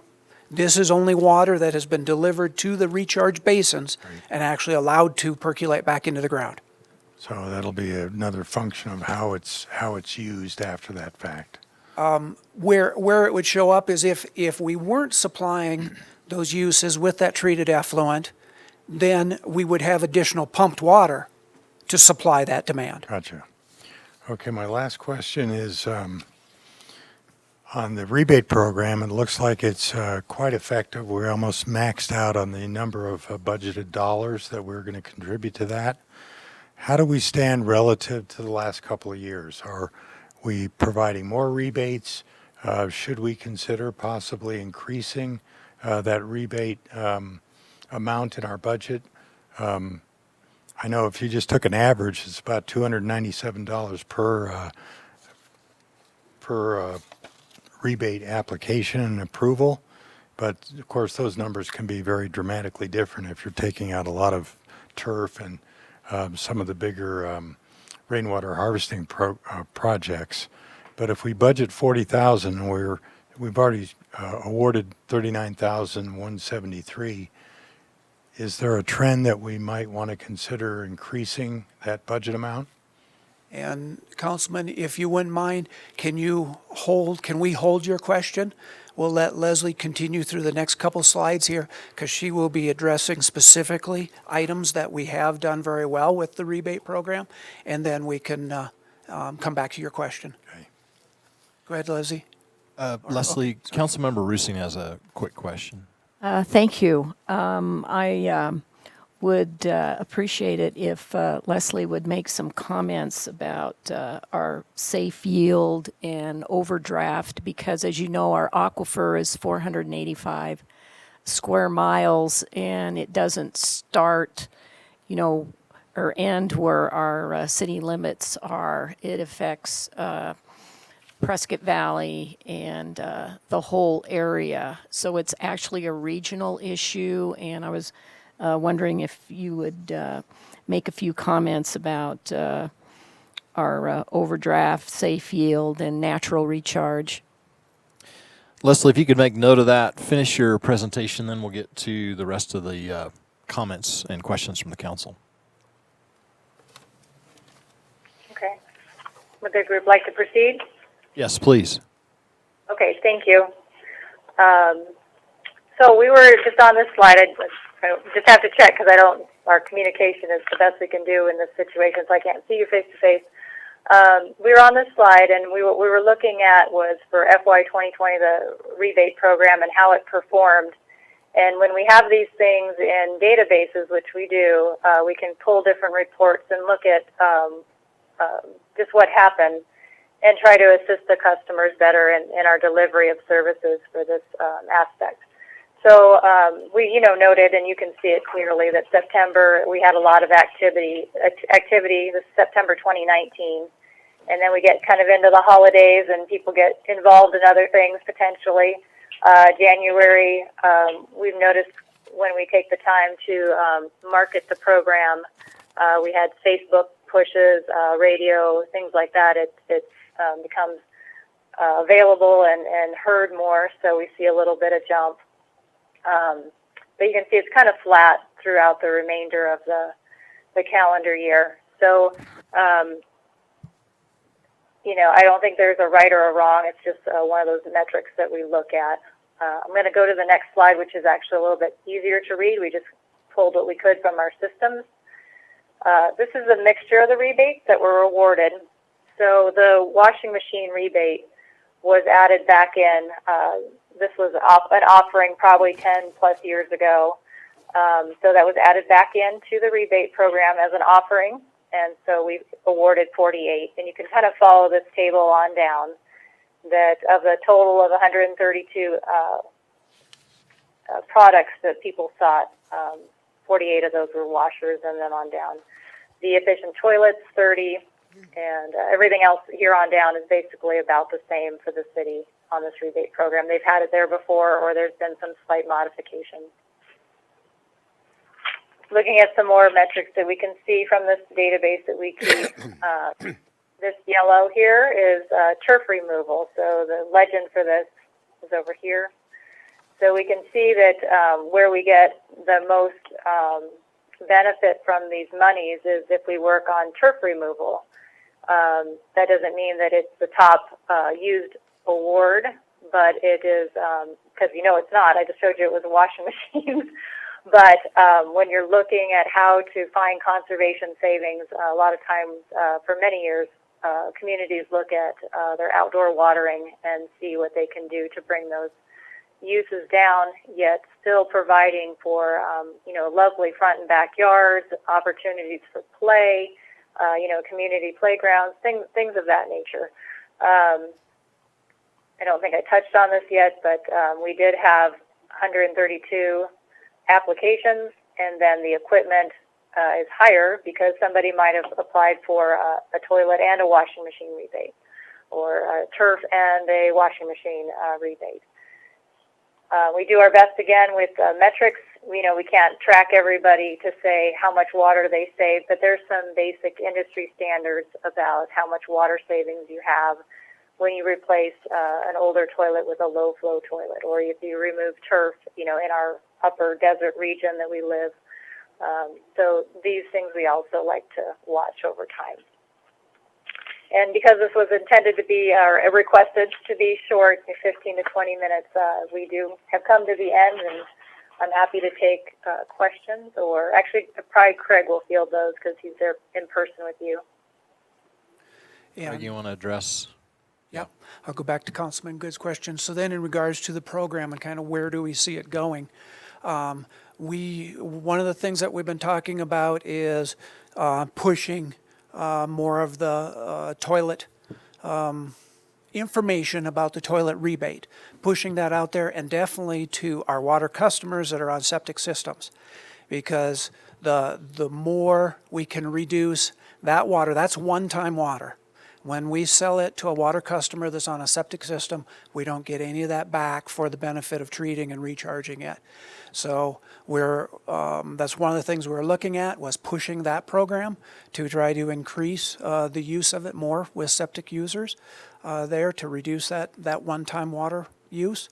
And as far as budgeting and such, we've looked at it that we think it's great if we can use every last penny of that budget. And because when we do, that's just that much more water saved from the program.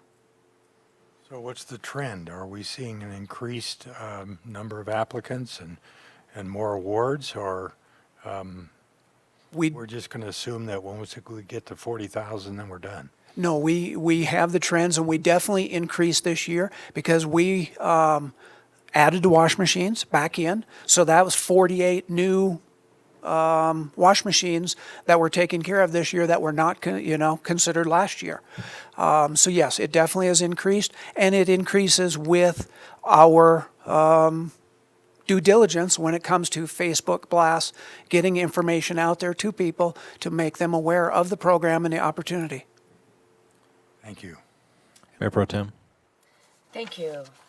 Leslie, thank you. These are really good, and I know I've enjoyed being on Water Issues Committee, and that you're bringing this to council. I think it's excellent.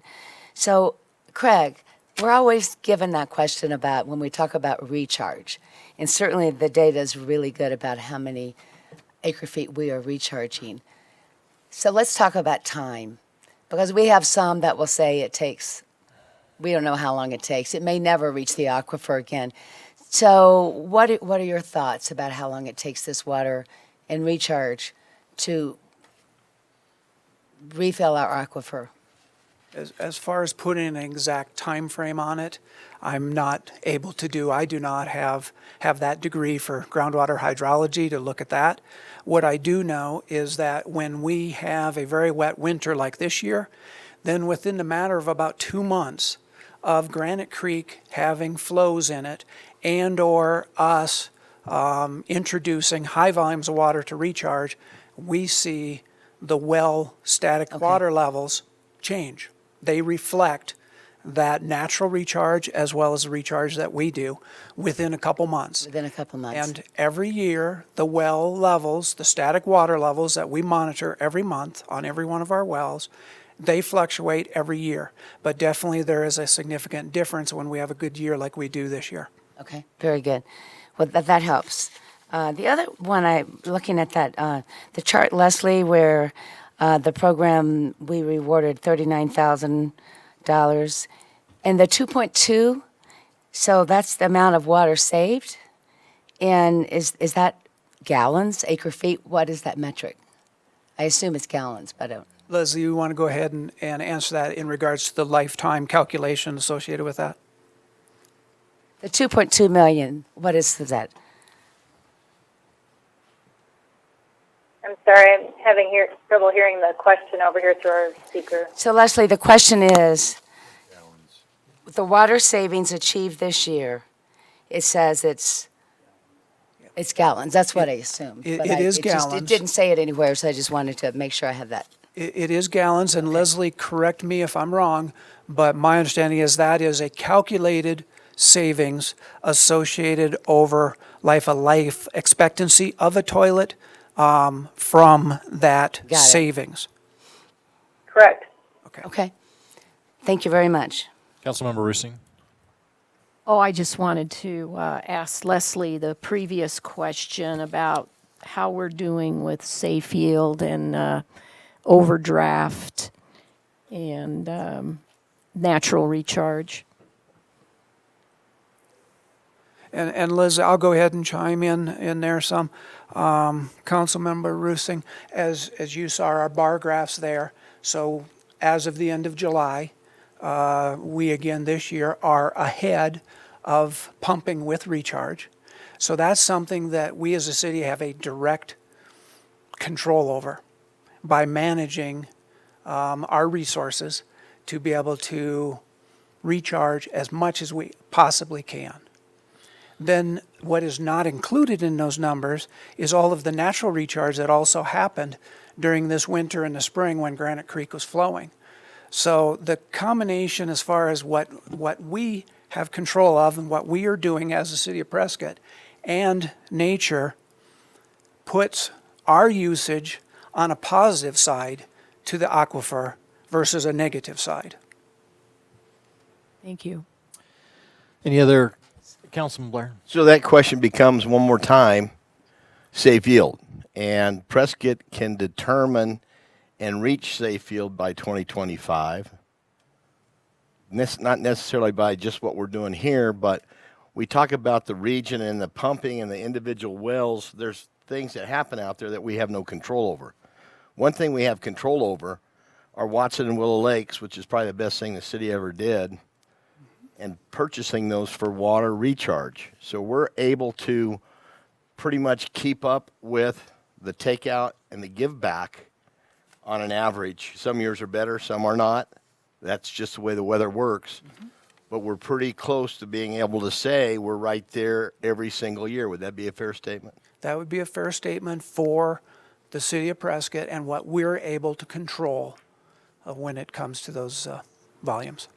Just real quickly, Mayor and Council, safe yield is a AMA concept. It is not a City of Prescott concept. Prescott cannot safe yield because we share the aquifer. So, as Craig alluded to, we have influence over what Prescott does, but we can't alone create or reach safe yield because that takes a AMA-wide effort. So, you know, there might be in some point in the future some discussions about regional regionalization. There's been an attempt or some attempts to have meetings, but they've just been put off because of the COVID thing. But that safe yield and overdraft are AMA-wide issues that we don't have. We have some influence over locally, but not across the region. So just want to make that real clear so people understand those terminologies. Yeah, I appreciate that, John. That We're was the definitely point. doing our part. Yeah, but the point being is if we keep constantly getting asked what's the city of Prescott doing, and on all the water committees that I'm on, Prescott is the leader in the state of Arizona for taking care of our own water issues. Yep. And I think we should beat that drum every chance we get. Yep. You know, we have grown with our subdivisions and annexations and things, and we're pumping less water today than we did 10 years ago. Is that a fair statement? Almost 20 years ago. Okay. So that's the point people need to keep hearing. Based upon our policies, we're pumping less water today with a 20% increase in population than we did 20 years ago. I appreciate you reminding us of that truth about water in the city of Prescott. Thank you. Is there any public comment, sir? I don't have any hands raised at the moment. Is there anyone in the Zoom call that would like to address council on the item regarding water resources? Nothing, Mayor. All right, very good. Thank you, Leslie. Thank you, Craig, for that presentation. We're now going to go to item 3C, I believe. Discussion of the Stringfield Ranch pre-annexation development agreement. You intro and I'll get this going. Okay. All right. Well, Mayor and Council, we have the opportunity to. John.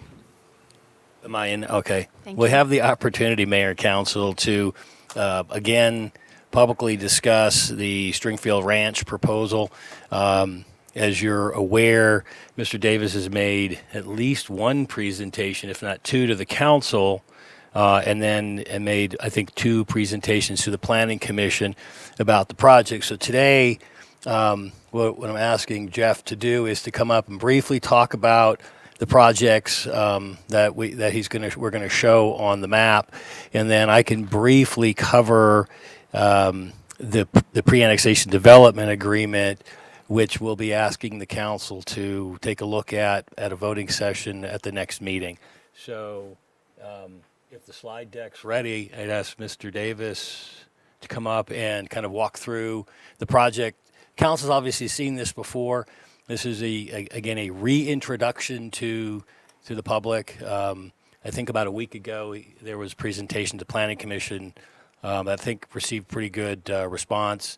It had a number of public comments that had some concerns, and I think those were addressed pretty well as well. But I'll turn it over to Jeff. Thank you, John. Mayor and Council, for the record, my name is Jeff Davis. I office at 110 East Gurley Street downtown. I've officed there for a little over 20 years. Been a resident here in Prescott for almost 30 years. Most of my career spent in real estate. I am a licensed contractor, commercial as well as residential. Part of my career with the M3 companies, we developed and sold over 800 custom lots here in town and also in Yavapai County, excuse me, at American Ranch. And during the past 10 years, I've been liquidating Enchanted Canyon, which is up by Thumb Butte. Again, more custom lots, and we've only got 4 lots left there. And what I've seen happen over the last 5 years or so is that we are running out of custom lot product. And we've got buyers that find that a half-acre lot is small, even though it's 3 or 4 times bigger than what the builders are producing out around the airport. So I was introduced to Irene Stringfield, who her and her mother own the Stringfield Ranch property. Irene has been looking for someone to develop a legacy project there, and I wanted to keep her name in it. She didn't really care, but I think Stringfield at Granite Mountain says a lot. I think it talks to the historic value of the Stringfield Ranch because it does have a lot of memories there with the family. And I'm adjacent to the Granite Mountain Wilderness Area National Forest. I'm not part of the Dells area, which I think that's good. That's not a negative for the Dells, but I think being part of Granite Mountain is good. The project has been designed for 264 units. That's what we've put into the development agreement. And I've worked hard with staff, and staff's worked hard with me. They've done a really good job. I think what I wanted to do and what we're doing today is we're talking about the annexation and what the development agreement is so that there's total transparency as to what this will be. So I'm not asking to bring 700 acres into the city and come back and surprise you with some mass grading or some small lot density. So this is what I want to do. I've got just over 100 2-acre lots. Nobody else is offering 2-acre lots in town. And I think that's going to give some flexibility to people for a lot of different things. And those are the pink lots that you see up there. I don't think they're supposed to be pink, but they look pink. The yellow lots are all mostly 1 acre in average. There's nothing less than a half an acre.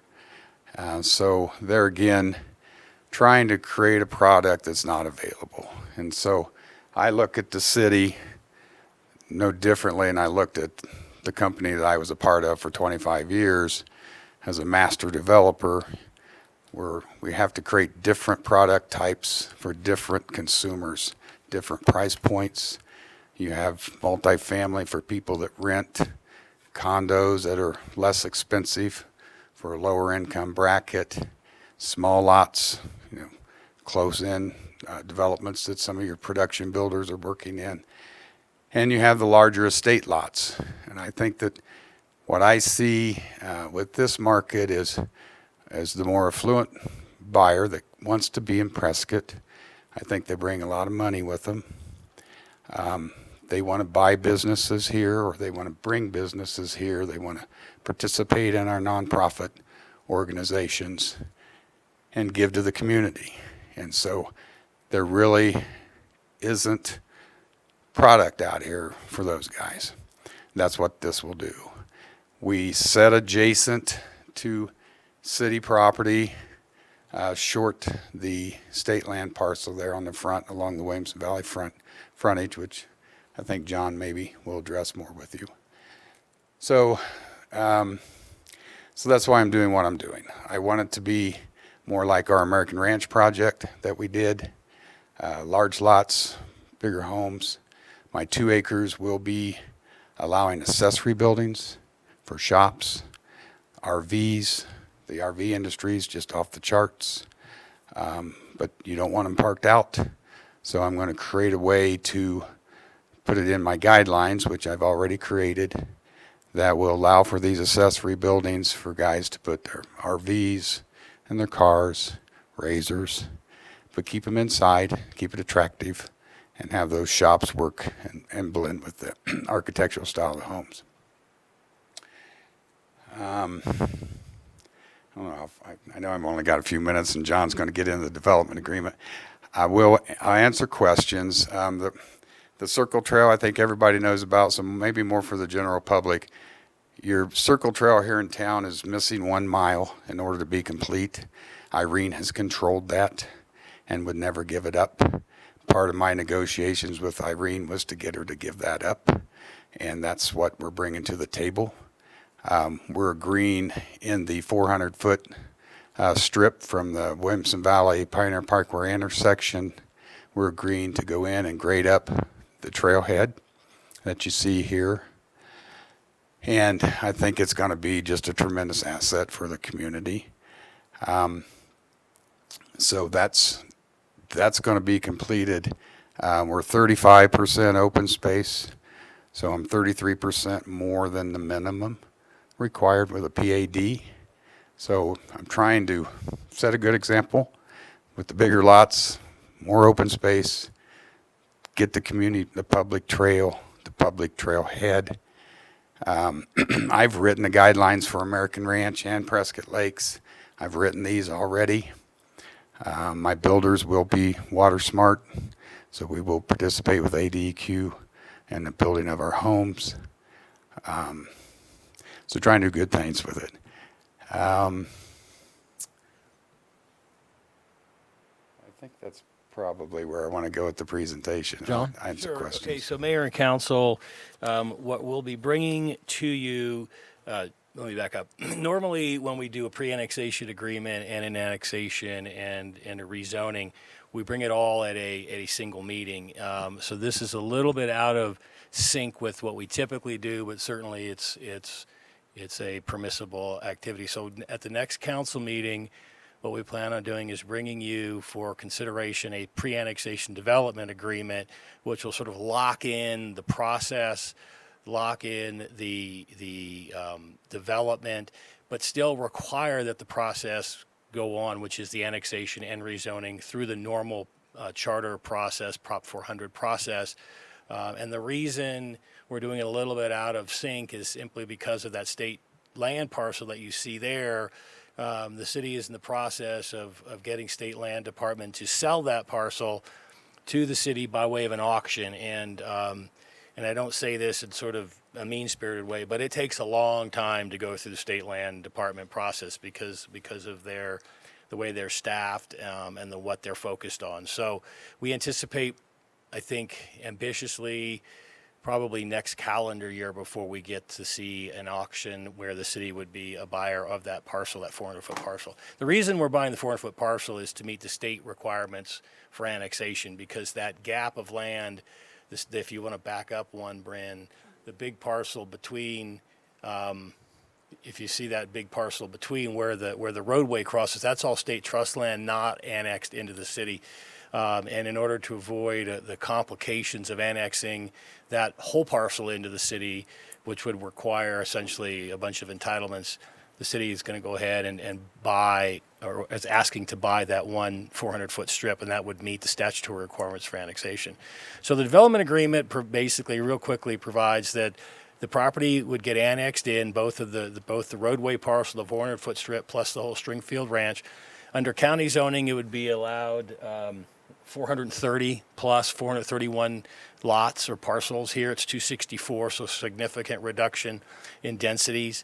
It would also require that each of the lots be on city water and city sewer, and as you heard, that's a huge advantage to the aquifer as opposed to 264 or more wells and septic tanks. So that's a mandate, part of the development agreement. Development agreement also requires that the developer pay all of the infrastructure costs. The city, the little red line there you see, that's the Circle Trail. That will be, Joe Baines is working with state land to get the easement from the Williamson Valley corner all the way to the parcel, the orange color there. And then from there on out, the developer, Jeff, will grant the city the easement that goes across the property. So there's going to be kind of a couple steps there. And we are making progress with state land on getting trail easements. We've had some improvements in the process. The city's really only obligation, other than to go through our normal annexation and rezoning process, is that as part of the development agreement, the internal streets will be private streets, meaning not only built but maintained by the developer or ultimately the HOA.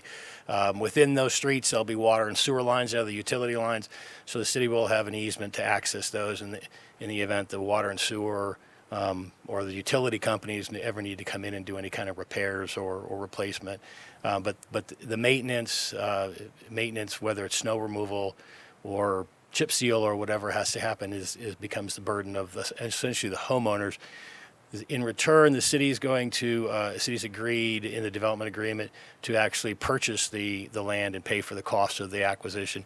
We estimate that somewhere between $100,000 and maybe $250,000, depending on the price per acre. It's about 10 acres, so we don't have the appraisal back yet wholly, but the return on investment over, say, 30 years is about 10 to 1 in terms of the cost of maintaining that many miles of streets versus what the city is going to invest in that in that 400-foot wide strip. And the city will own the land.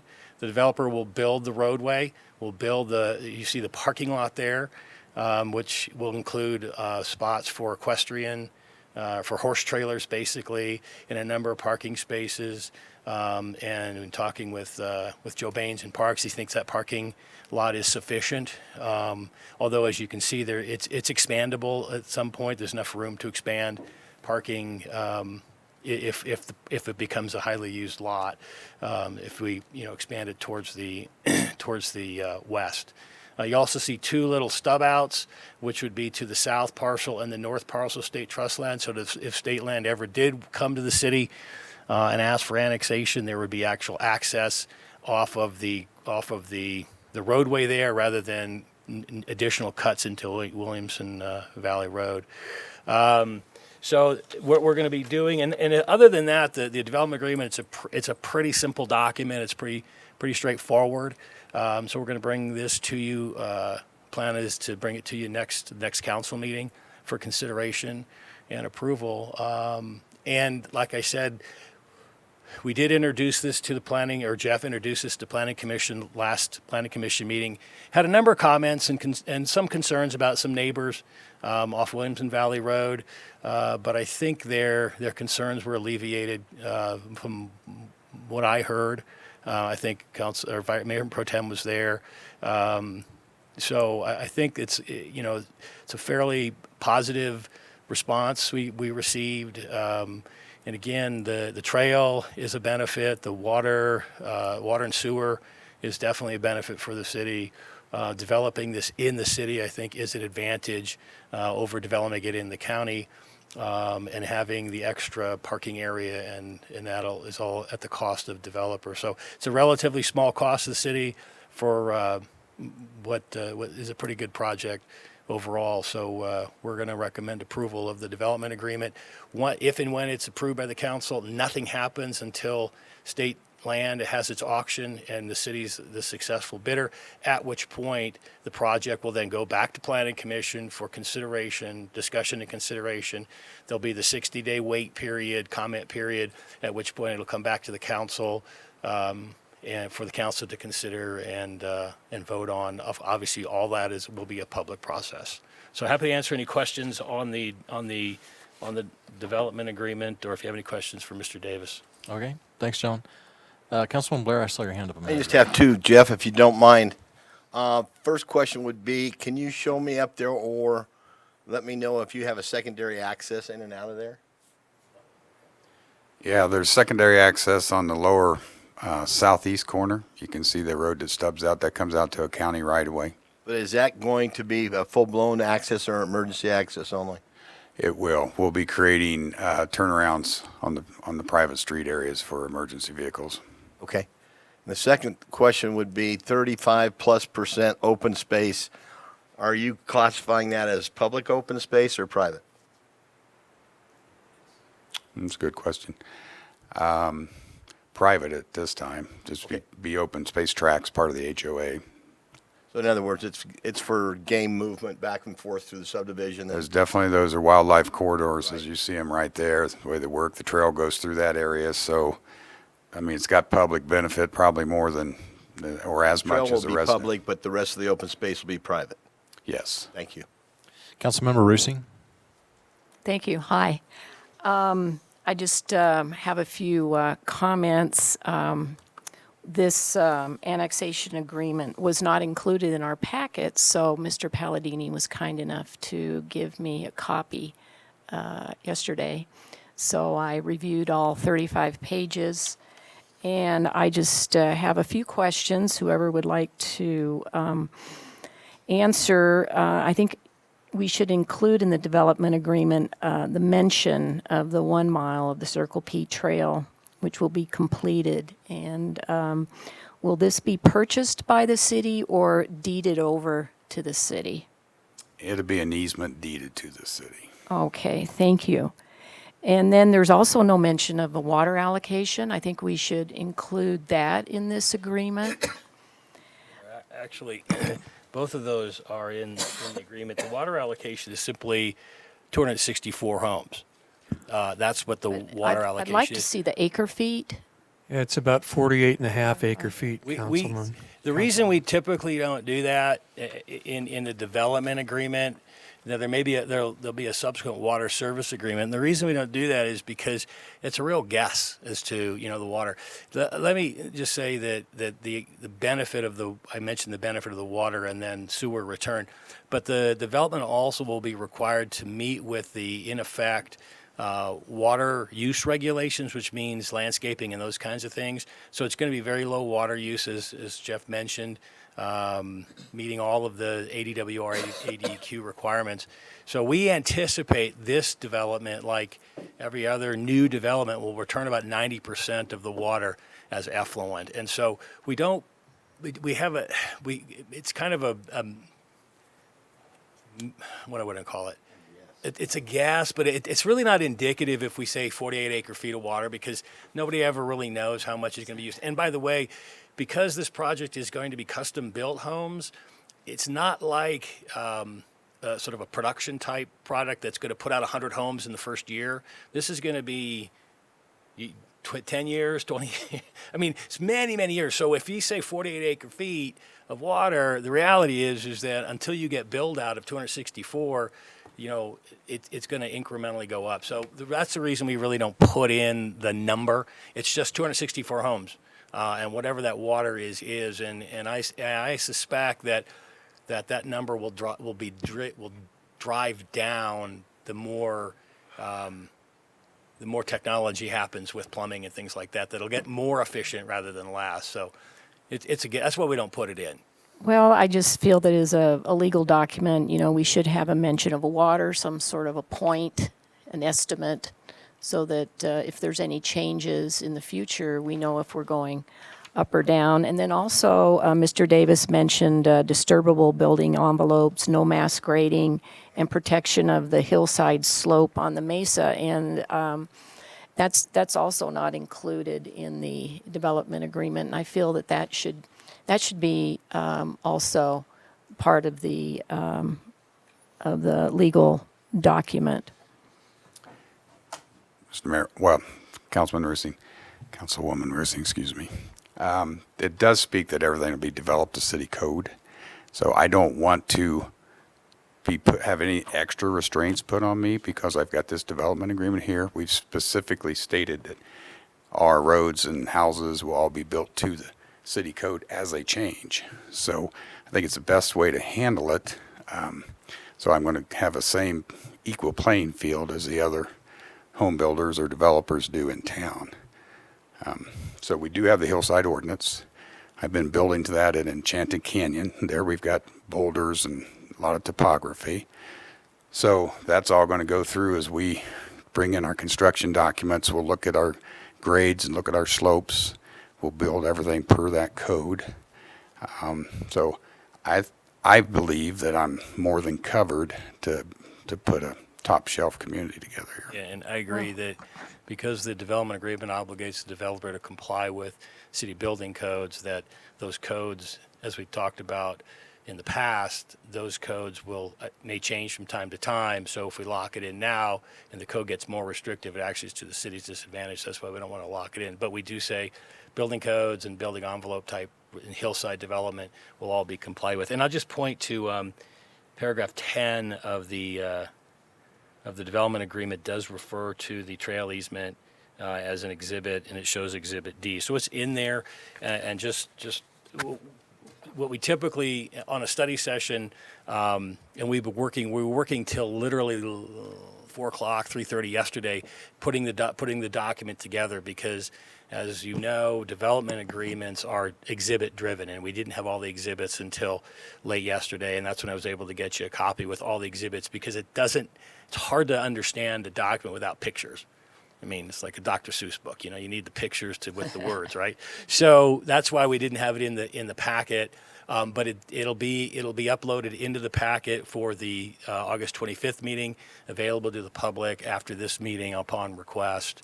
as a public record or just available through the packet review, that's when we typically will put the agreement into an Well, agenda packet. Thank you. But going back to the hillside ordinance, we have the infamous Lowe's Hill scar, and then most recently we have the Walden Farms scar. I mean, I've had so many people wonder what happened there. And then, of course, we have another project off of Iron Springs Road that looks like a slag pile, and it looks like all this loose fill is being pushed over to the side of the ridge so it can wash down into our creeks. So that's why I would like, more clarification in these development agreements referring to these details. So in summary, I know there's going to be a cost-benefit analysis, and I would just like to briefly say that the city is giving to the developer the following benefits. City water, he's going to get clean, safe, and abundant water. He's going to get city sewer, which will increase property values because the owners, if you've ever been on a septic tank, it's not a plus. And then he'll get city fire protection and police protection, which will decrease the insurance costs for homeowners and also decrease property taxes by not being on CAFTA. And also he'll get the Prescott Prestige address.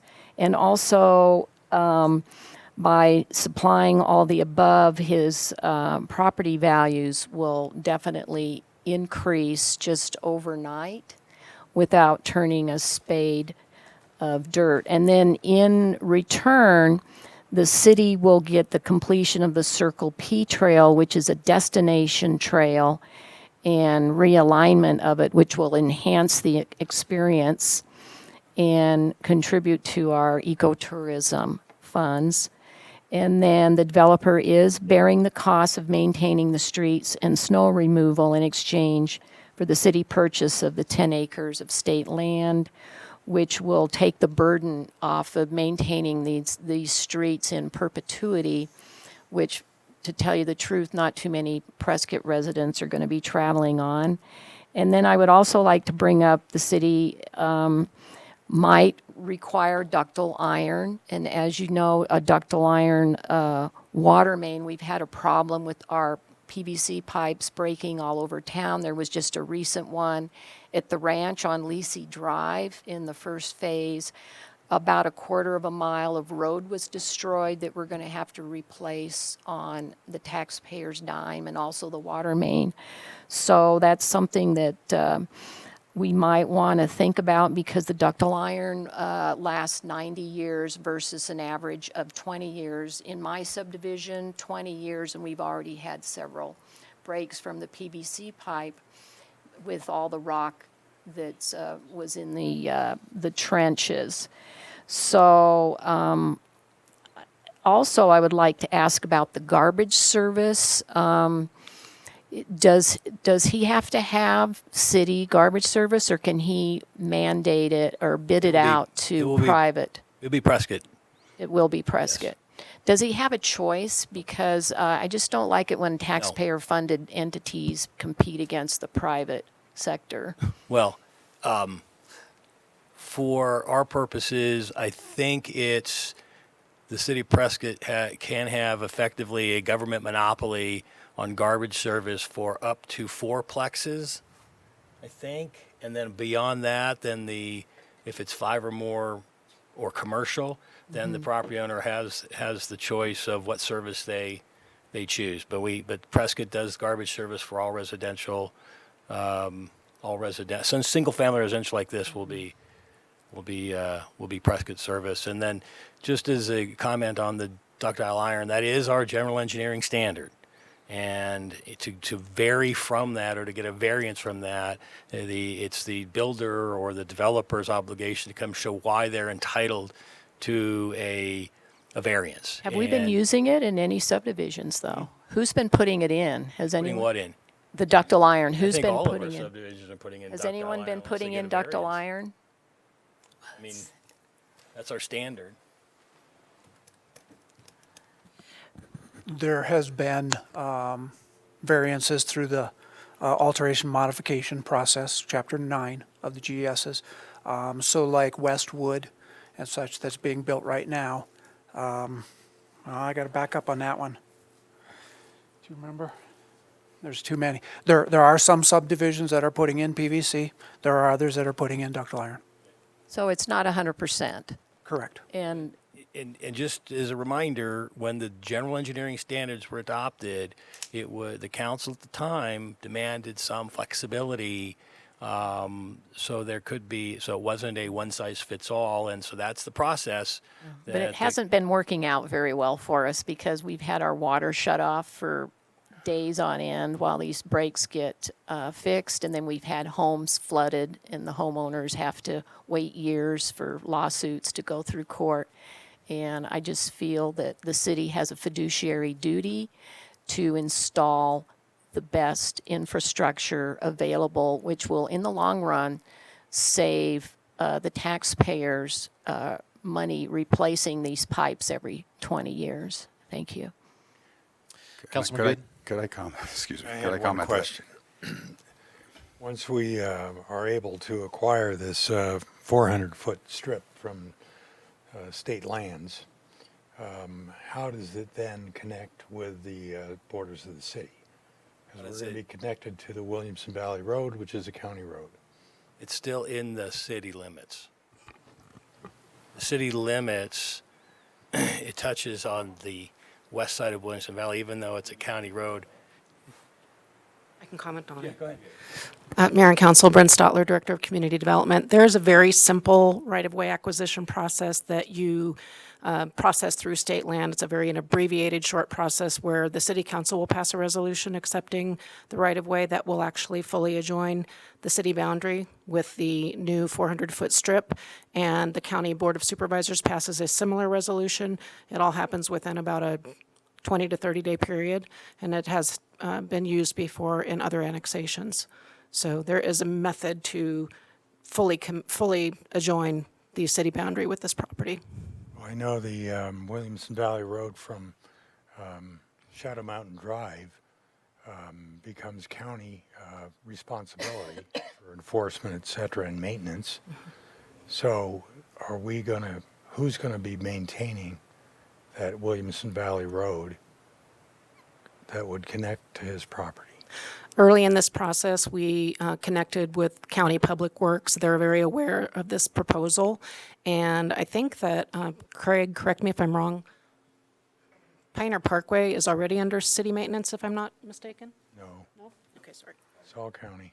Yeah, Williamson Valley Road as well as Pioneer Parkway is county maintenance. Right. And we've had discussions with County Public Works in regards to an MOU, Memo of Understanding, has been used in this situation before, where the city could actually, the property annexed in can be within the city, but through that memo of understanding, then the county will continue maintenance through that strip.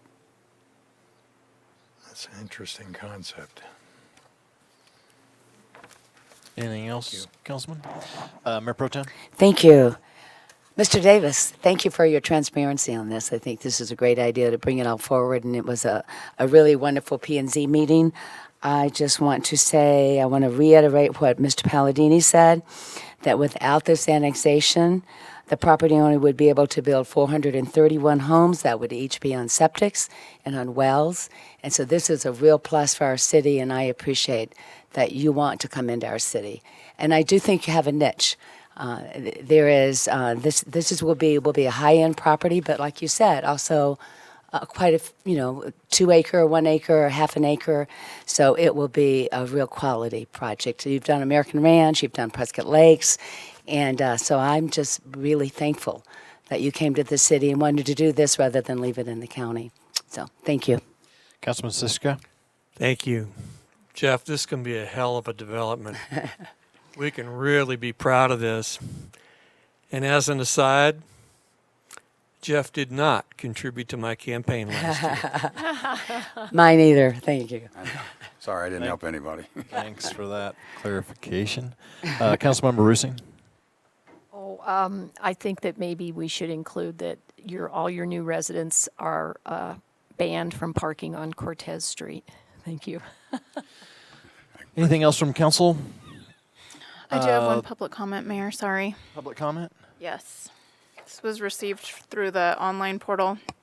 It's from Ralph Hess. Good afternoon. I understand the Stringfield Ranch project. It is exclusively a residential development project that is unable to be annexed into the City of Prescott in its current state because it lacks the requirement to abut City of Prescott boundaries. Your agenda memorandum claims, quote, in order to annex the property into the city has initiated a purchase of a certain portion of the state trust land, end quote.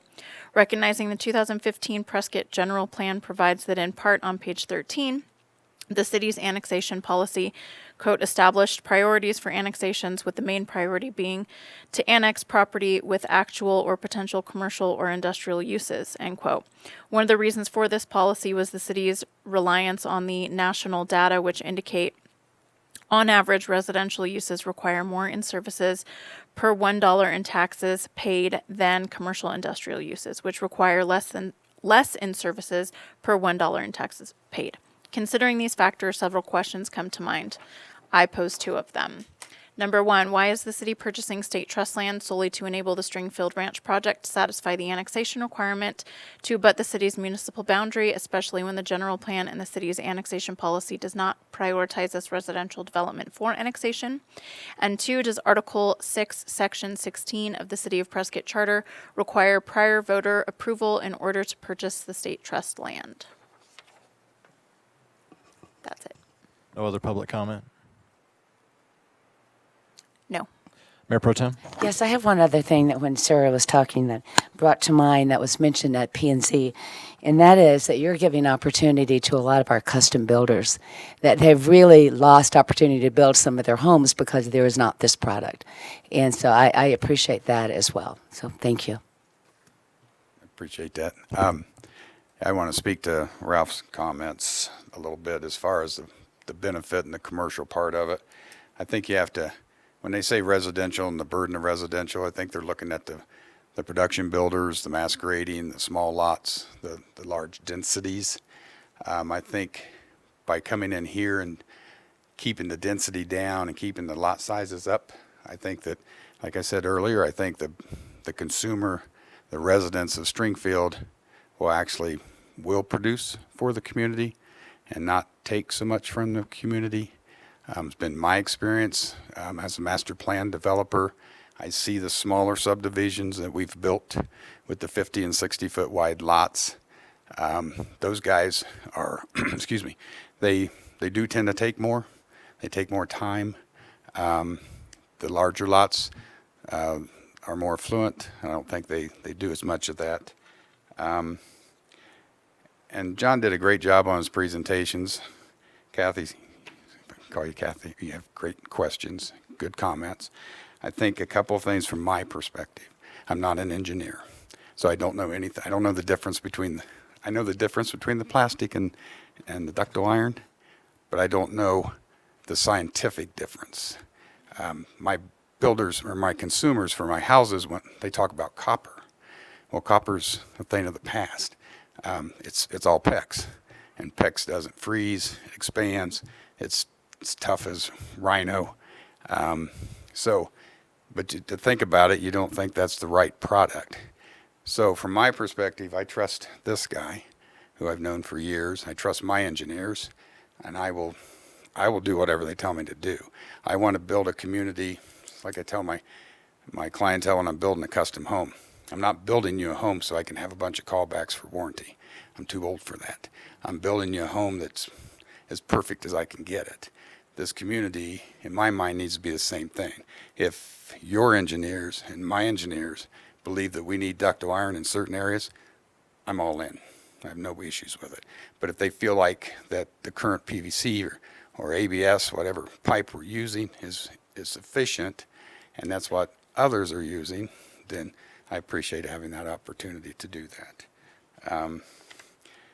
The state land parcel, so there's that perception that you're buying a state land parcel. What are you getting in return for that? Well, that private street's a big deal. And I'm not sure who came up with the idea, but I've embraced it completely. I had private streets at American Ranch.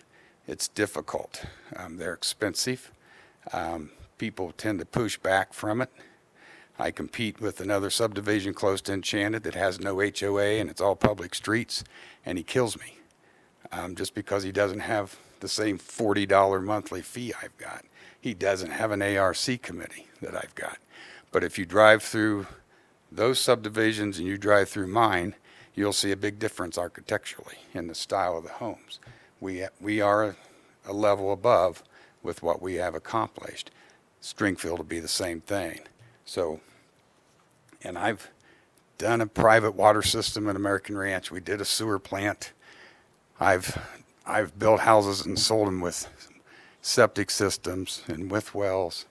And yes, I want a Prescott address. There's no question about it. I am a Prescott resident. Always will be.